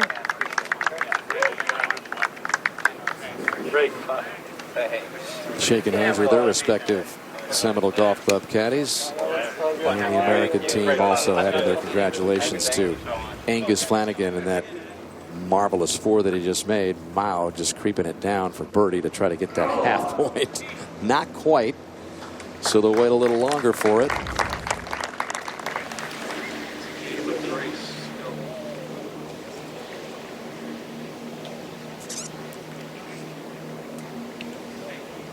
That's John Murphy getting the news a while ago. That Great Britain and Ireland will have to wait another couple of years to get the cup. It's a tall order to come over here and beat this American team. I can assure you these guys are all good. We're going to see a bunch of these Americans, I feel, get on the tour and probably be pretty successful. All right, so they play out the matches, and Tyler Strafacci One of 2 matches remaining of these 10 singles. He's 2 down to Jack Dyer, but a chance to chip away a little bit at 16.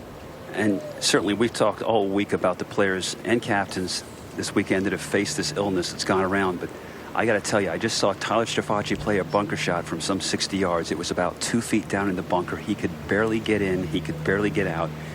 And honestly, he's having trouble bending over just to read his putts. So just the fact that he's out here competing and doing as well as he is, hanging in there, this putt, of course, to win the hole. I tip my hat to this young man and all of them this week that have dealt with this flu bug that's gone around. Yep, no doubt. These guys are dragging big time. I noticed a couple holes ago, Bones, that he was struggling a little bit, and the fact that you pointed it out, yeah, he's well, all of them really at this point. This is our reigning U.S. amateur champion, and boy, it meant so much to him to come out here this week and compete. So great to see him out here this afternoon.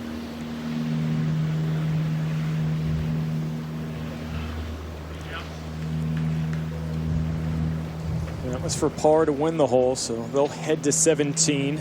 Dyer will retain that 2-up lead. And you can see Strafaci just struggling to go from green to tee.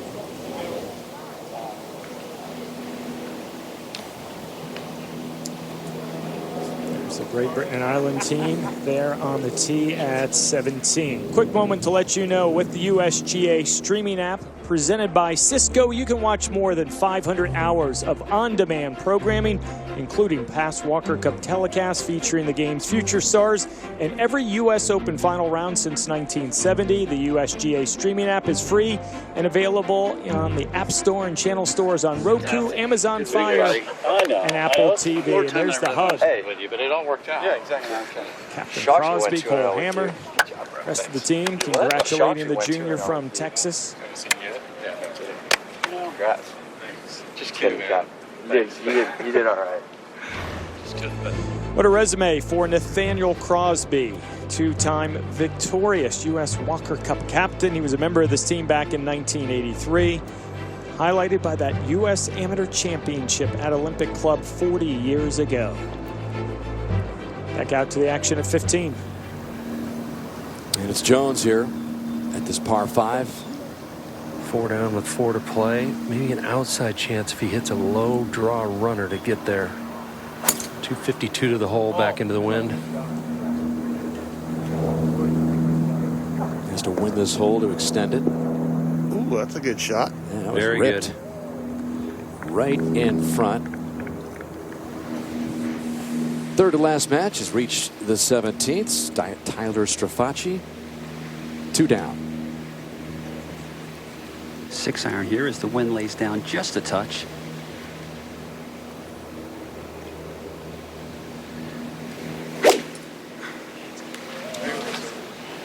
Riding that left-right wind, this will miss the green.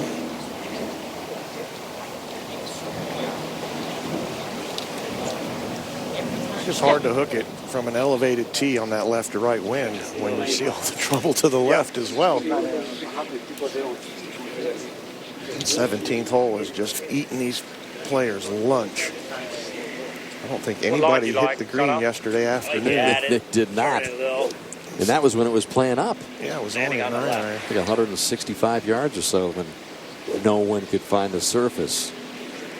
A couple guys have gotten it on today, but that's about it. Jack Dyer, 2 more clubs than Strafaci hit. He's going to try to manipulate this trad, Bones, and do something tricky with this. And going with the 5 makes you think that he wants to get the ball deep into the green.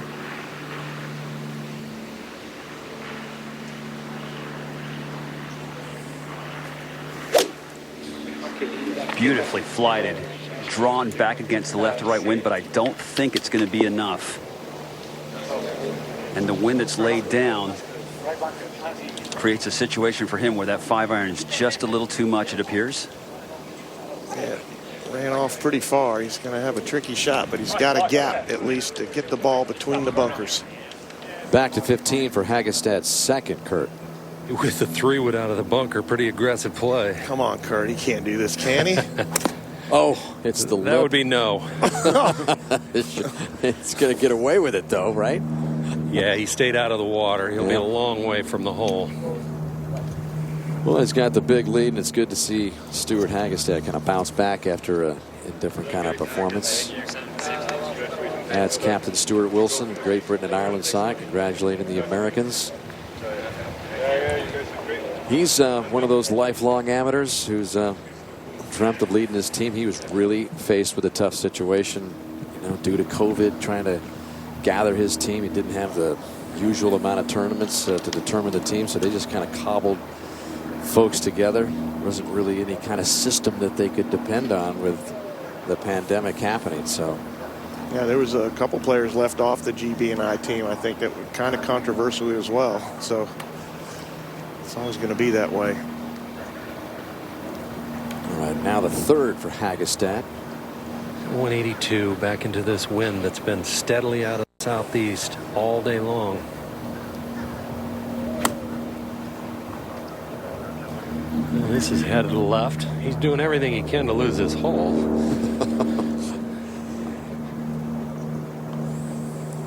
Now he's in the green side bunker. Yeah, Ben Jones is sitting pretty right in front of the green in 2, but he's 4 down. So it does look like Hagestad will lose this hole, playing in his 3rd straight Walker Cup. And if you've been along with the coverage here for the last couple of days, we've talked about how tough it is as a mid-amateur to continue to impress the USGA enough to get named to 3 straight teams now at the age of 30. Your priorities change. He's got a regular job, unlike all of these college kids who are just like hitting the practice tee constantly and firing golf balls out all day long, working out. It's a juggling act for Hagestad. It's pretty impressive that you can maintain that kind of skill level with a job. He's doing it, trying to play the college kids who practice every day. Back to you, Steve. Dan, thank you. With Ricky and 4-0 on the week, how would you gauge your play over the last couple of days? I mean, I played really, really solid all week. It's a course where you're just going to have to hit fairways and hit greens and be smart on the course, and that's what I did. I stuck to the same game plan all week, and it worked out and ended up being 4-0 my first Walker Cup, so it was a pretty cool experience. When you guys realized you were at least retaining the cup, now winning the Walker Cup for the 2nd consecutive year under Nathaniel Crosby, you guys all gathered around here, left a 15 green. How amazing is it to share in this type of experience? It's incredible. I mean, this is the pinnacle of amateur golf, and to be a part of this team and be a part of a winning Walker Cup team is pretty special, especially going 4-0. So I mean, I couldn't be more excited right now. Congratulations. Thank you. Impressive player Ricky Castillo, who won the Phil Mickelson Award as the top freshman in the country last year, joining the likes of all of those outstanding names. Matthew Wolff in his days at Oklahoma State, Scotty Scheffler, the PGA Tour Rookie of the Year, Justin Thomas, Patrick Cantlay. Pretty good company for Ricky Castillo. Yeah, no doubt about it. And I think self-belief comes first. All those guys are loaded with it, and then the confidence comes next. And Ricky Castillo is going to leave here with the most confidence. This is Jones just up in front of the green at the par 5 15th for eagle. Looks like he's going to move this match to the next hole. That is not very good from there. That was really straightforward.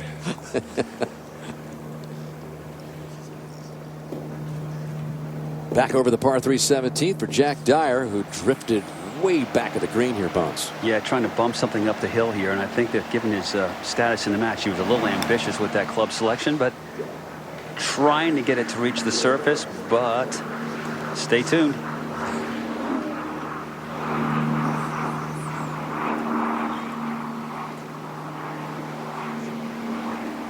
Further away.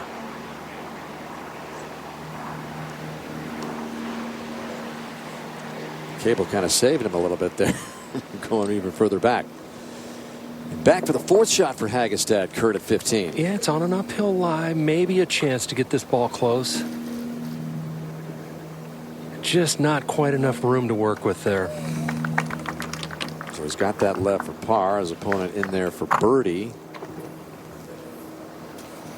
And at this stage of the match, certainly worth a look at what Stuart Hagestad has done in his brilliant amateur career, which has featured 21 USGA championship appearances. He won the U.S. mid-amateur title back in 2016. 3-time U.S. Open competitor. He was the low amateur at the Masters after he won the U.S. Mid-Am in 16. Played his college golf at Southern California. Did not win a single college tournament. But he's one of the best amateurs to ever play the game.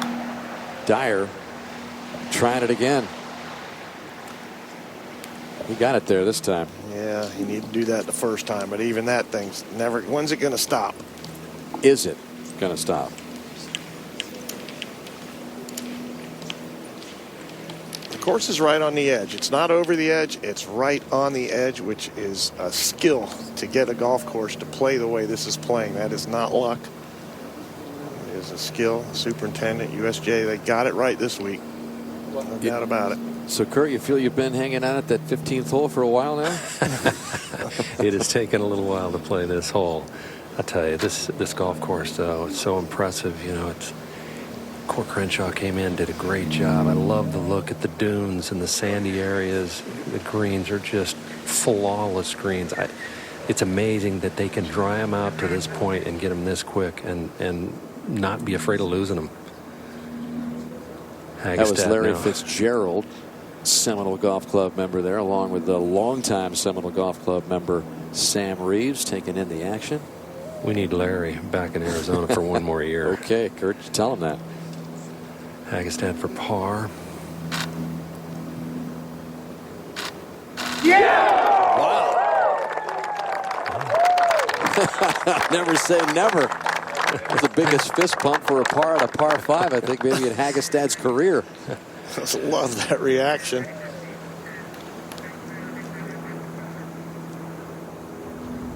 Let's take another look here. He keeps his head so still on those putts. It comes up a little after he hits, but what a putt. All of his teammates gathered there to support the old guy on the team. Heck yeah, great 5, Stu. Larry Fitzgerald, who knows how tough this golf course is, appreciative of it as well. And so now that puts the pressure on Jones to extend it with his birdie attempt. And he did it. Off to the 16th hole. Yep. Ireland, 4. United States of America, 5. We go to the 17th hole, where Tyler Strafacci has 2 putts to win the hole on Jack Dyer. Wind again now picking up. We've seen this putt a lot this week, and certainly today this will move right at the hole. And that circles the back, but it'll be fine. And Strafacci now 1 down with 1 to play. Trying to scratch out a half point. America 4. Great Britain and Ireland 1 up. Strafacci and Hagestad on the short end of the morning foursomes match with Lamb and Dyer. And so Strafacci is trying to provide his first support of this U.S. side.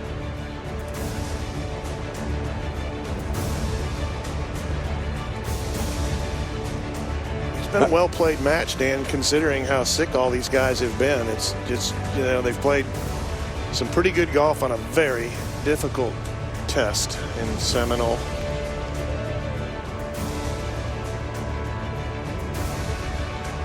Back to 16, Burko, with that last match. Ben Jones going to lead it off here at the par 4. I thought it was interesting, the you know, strategy-wise, you always think team strategy when you see these matches like this. GBI starting yesterday started hitting driver off this tee and being a lot more aggressive overall than the Americans were, especially yesterday. Today, a lot of these players have hit drivers off the tee because of the change in wind direction. He's aiming right at the green.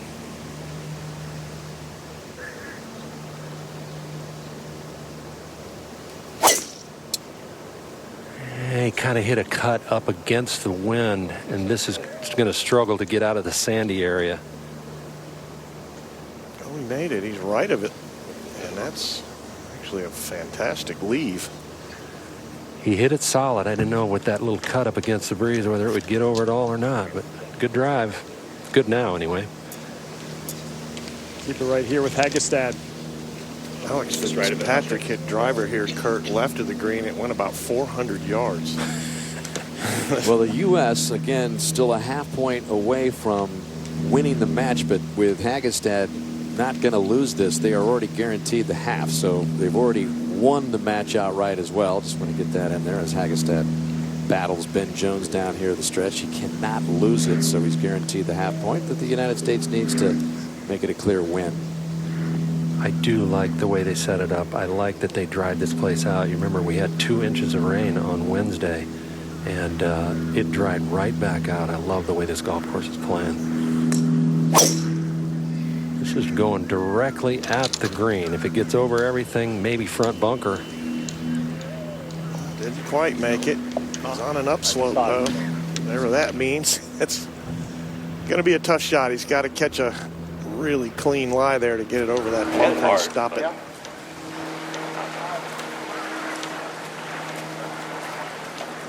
The demanding tee shot for Tyler Strafacci at the 18th, Bonds. Boy, wouldn't he love to win this hole and get a half point on the board. Hanging tough. This up in the wind, but if it lands softly, could stay short of those fairway bunkers.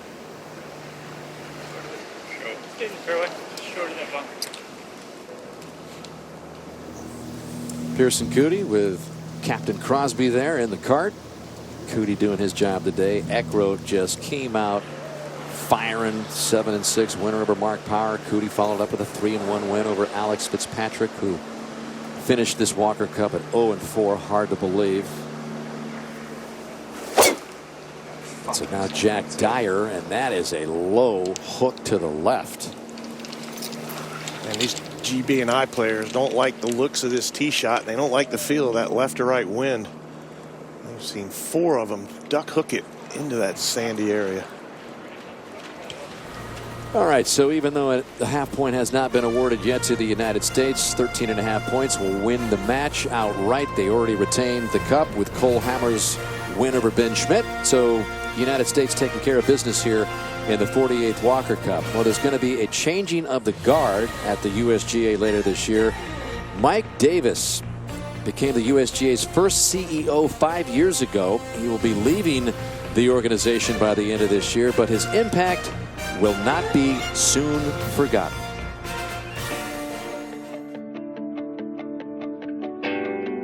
I want to thank the USGA, Mike Davis. Thank you for everything you guys have done. His vision on how to set golf courses up and, creating tough conditions for the U.S. Opens. I think that was pretty legendary. Mike Davis took the time to recognize everybody on all levels of golf. He knew who you were and what you did, and he made you feel like what you did was important to the industry. I've always admired him as a leader. I think he lives by example. People I know at the USGA who worked with Mike and for Mike said that one of the great things about working with and for him was that regardless of subject, he was always willing to listen. He wasn't afraid of the big decision. He wasn't afraid of anchored putting. He wasn't afraid of moving fast with the modernization of rules. He wasn't afraid to take on distance, in a very vocal and public way. Well, Mike's got a great passion for the game. Always wanting to do the right thing for the game, making sure that the game sits above everything else. And how do we make the game of golf better? I think everywhere you look, the game has evolved, and the USGA has helped lead that evolution. And Mike Davis has been a great leader in that regard. Mike always sees the long run. And I think you got to be able to lead that way. The United States Golf Association today is far better off than it was when he took the role. And the game of golf is as well. Yeah, we're going to miss seeing Mike on a regular basis. Here he was earlier today, having another chat. Probably, I would imagine, talking some sort of big issue in golf with the Golden Bear, Jack Nicklaus. He's had a lot of those conversations through the years with a lot of different people. You heard from Mike Wan in that piece. It'll be Mike Wan, the LPGA commissioner, will be taking over for Mike Davis. Yeah, that's right. And that is a heck of a pick. So, well, there's 2 real gentlemen right there. Yep. Big shoes to fill, but it'll be Mike Wan to direct the United States Golf Association, with Mike Davis leaving on a little bit later in the year. This is Hagestad still battling Burko over at 16, even though he's got that guaranteed half point for the Americans already. Yeah, you want to see this one through, Kurt, his second. He was fortunate, Burko, that he missed all the footprints in there. So the lie is not that bad. I'll tell you what I thought he might do. It looks like he's going to go sandwich and play a long blast. I thought he might chip it up into the hill right of the green, let it take a left turn and get it on the green that way, but he's going long blast.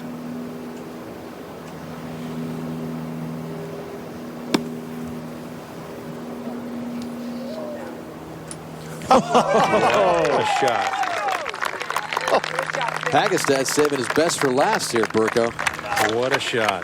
What a turn of events. Lost the first 2 holes to Ben Jones. Caught fire making the turn. Won 5 consecutive holes. And he likely will be the official 13.5 point and 14 with the win. Now Ben Jones.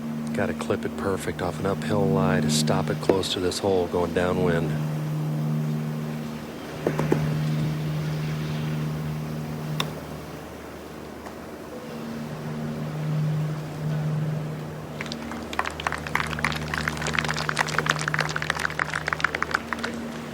Jones will be away there. A couple of birdie putts upcoming as we go to 18. And Strafaci. From 188 back into the wind. Dyer had to play out sideways after driving it into the sea daisies.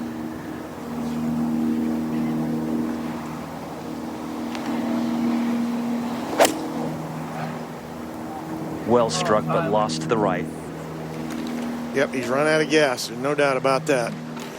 You can tell when a guy starts losing all those iron shots to the right like he has the last few holes. Short-sighted, as you can see there, but at least it's into the wind.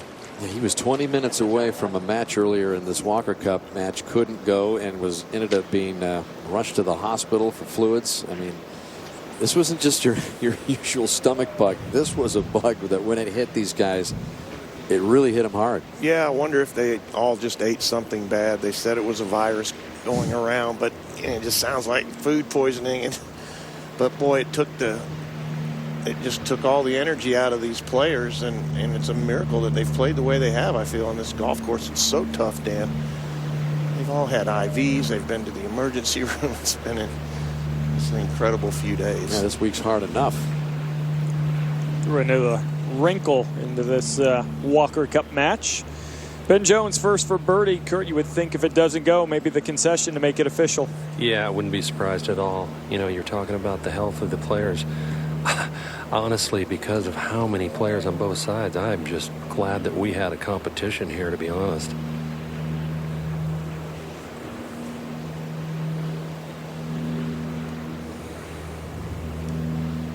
We've talked about it, Burko. It was helped by the fact that for the first time the alternates were traveled to the site.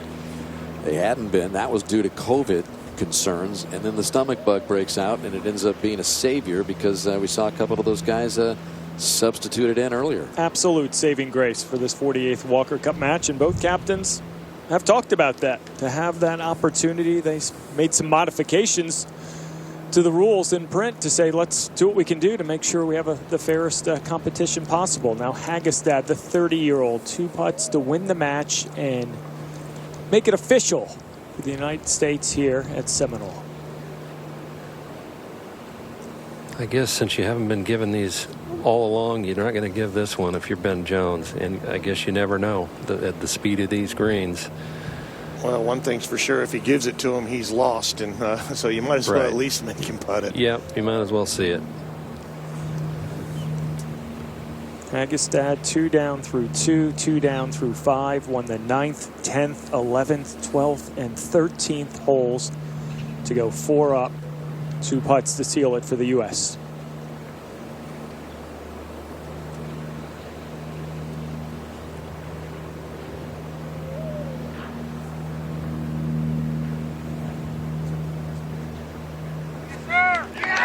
Hagestad does it in style.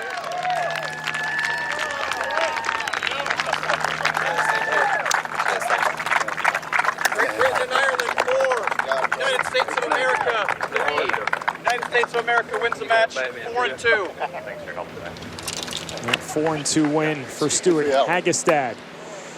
Clinches the Walker Cup for the United States of America, and poetic justice for the 3-time Walker Cup team member for the U.S. Started at LA Country Club 4 years ago. Hagestad, part of that juggernaut American squad. And a couple years ago, a big part of that Sunday singles rally for first-time captain then, Nathaniel Crosby. And 2 years later, helps Crosby win this Walker Cup for the American team for the second consecutive time. That made me strong. The Americans getting the news up at 18, Burko, that they've won it. They knew they'd retained it earlier.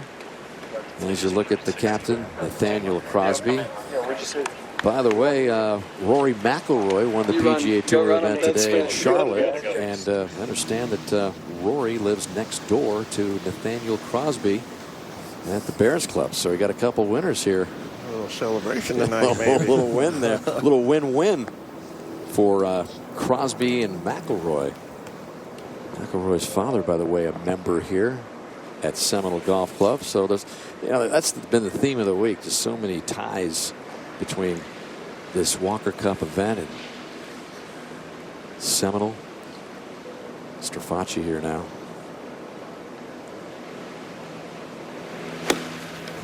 Wow. Well, you see what he tried to do there? He tried to put as much spin on that shot as is humanly possible. And he just caught it off the toe. I don't think that was a shank. That he almost missed it. He caught that off the toe for sure.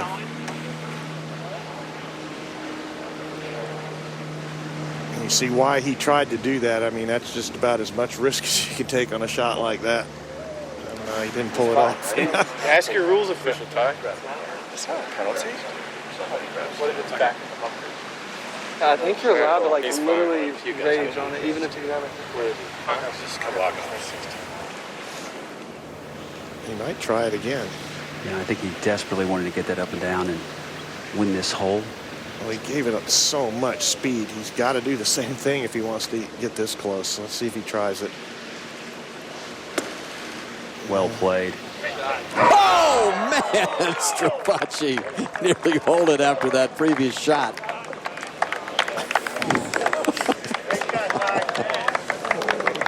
The guy that had been waiting for this Walker Cup a long time. All these guys as young amateurs dream about it. He won the U.S. Amateur last year at Bandon Dunes.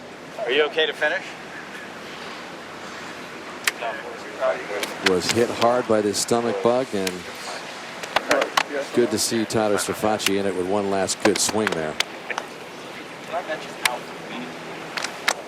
Dyer has a couple of putts to win the match. Which is no simple feat here, Dan. Okay.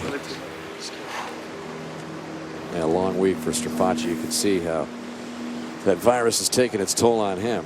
As Dyer has the cup, just 2 putts here, Bones, but no easy 2-putt. When picking up behind him, straight downhill, straight downwind, he's just going to tap this and get it started.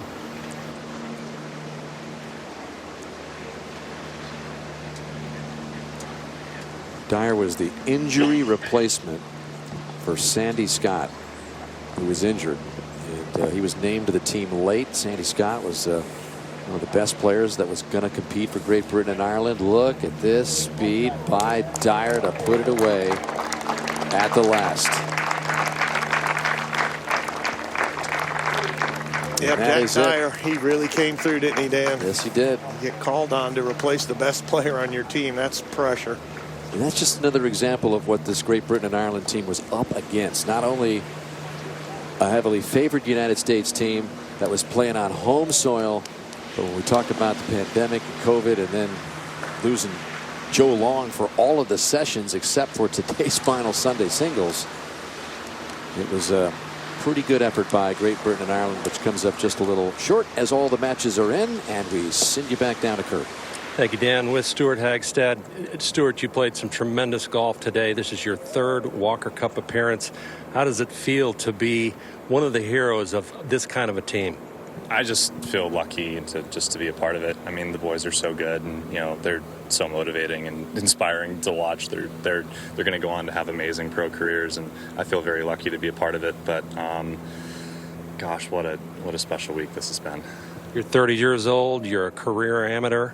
What motivates you to keep your game at a level where you're able to come and compete at a Walker Cup?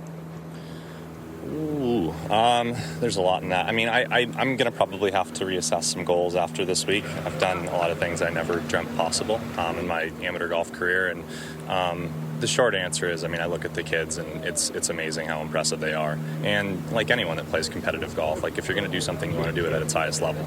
And I've, tasted team events like this and been fortunate to have played major championships, and it's a very, very special time. So those are the things that kind of keep me motivated, but I'm not really focused on that right now. I'm just focused on, the team victory, and I'm just so proud of everyone. Congratulations. Well played. Thank you. Over to you, Noda. Thanks, Kurt. I'm here with Captain Wilson. Your team went out. They put up a valiant effort this afternoon. Your thoughts on the competition? I mean, it's been a great weekend of golf. It's the Walker Cup after all. The guys have come out fighting and tried to acquit themselves as best as they could. Unfortunately, it just wasn't their weekend. I think, there's been a lot of chat. The guys have been hanging in well, but I think looking at it from our perspective, we've maybe let the Americans away with a little bit too much, and just there's a few slack shots here and there. But hats off to the USA team and Nathaniel for pulling the victory off. Is there anything you would have done differently headed into today's afternoon session after seeing how it turned out? Absolutely not. No. We stuck with pretty similar pairings this morning. We won the morning session, which was like part of the plan, and then we tried to kind of go with a team that was kind of heavily loaded at the top, so we could try and get our noses ahead. And at one point, if you took the scores the way they were standing, we were actually going to edge slightly ahead with a few matches to go. But then, as we all know, it's match play golf, and out here on Seminole, and the conditions they're playing under, things can change pretty quick. Well, thank you. We'll head over to Steve Sands. Noda, thank you, with Nathaniel Crosby. Nathaniel, what was the difference this week, you think? I don't know. It was such an evenly matched contest, and our guys were really fired up. But GB&I, it just means so much to them. And the windy conditions with the firm, fast greens, I thought it might be to their advantage a little bit. But just enormous talent. The next generation's going to be well served. There's going to be a lot of future PGA stars that are emerging from this week, and many are turning pro next week. So it's just, I've been blessed to be part of their lives here for a few years, and it's been so great. I've been watching Tyler Strafassi for 4 and watched him win every match in the U.S. Amateur last year, and Cole the year before, almost John Augenstein the second year. So I now consider myself the horse whisperer. As is customary, the captain for the United States gets a home and away. How would you compare the two victories from 2019 to this squad? Well, I played at Royal Liverpool, and we won in 1983, so it was like a homecoming for me to relive my old experience the last time. And I'm an Anglophile. I love Great Britain.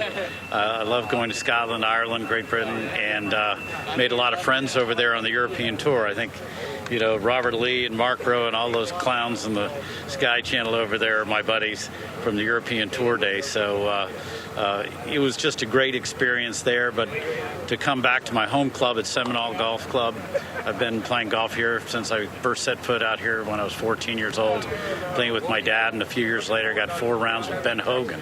So I've been blessed with my golf experiences, and to be able to win a Walker Cup as captain at the Seminole Golf Club is just too good to be true.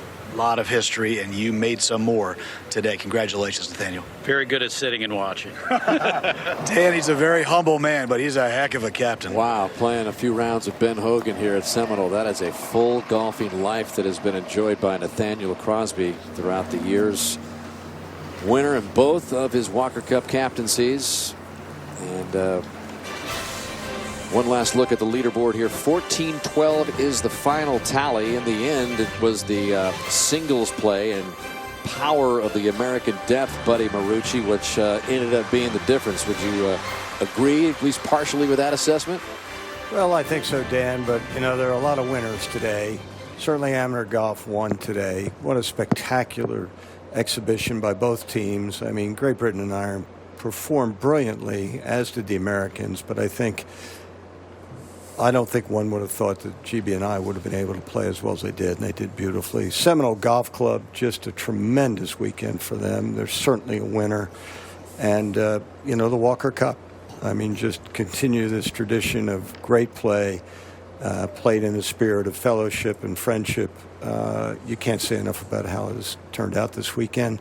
So I think there were a tremendous amount of winners. And it's just fun to be here and watch it. Yeah, buddy, congratulations to you and all your fellow Seminole Golf Club members. I think it was an absolute home run. We knew it was going to be an impressive week just because the nature of the event itself and the tradition of the Walker Cup being played here at Seminole Golf Club Zing for the very first time. This place is special. The public had a chance to see it for the first time in full view, airplane up above. It was just an experience that was unlike any other we've ever had. It was great, great amateur golf. Incredible event.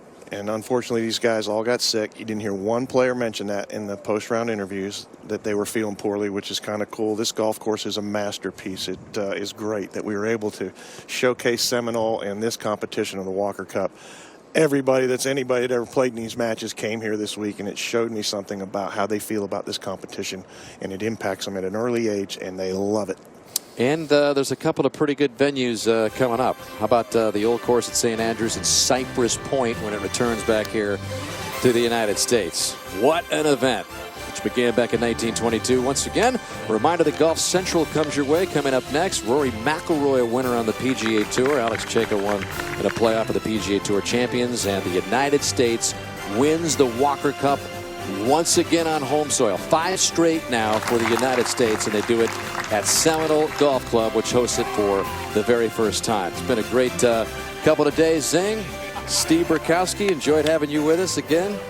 And all of the walkers on the ground. For everybody, I'm Dan Hicks saying so long from beautiful Seminole Golf Club, where the United States wins another Walker Cup, 14-12 over Great Britain and Ireland.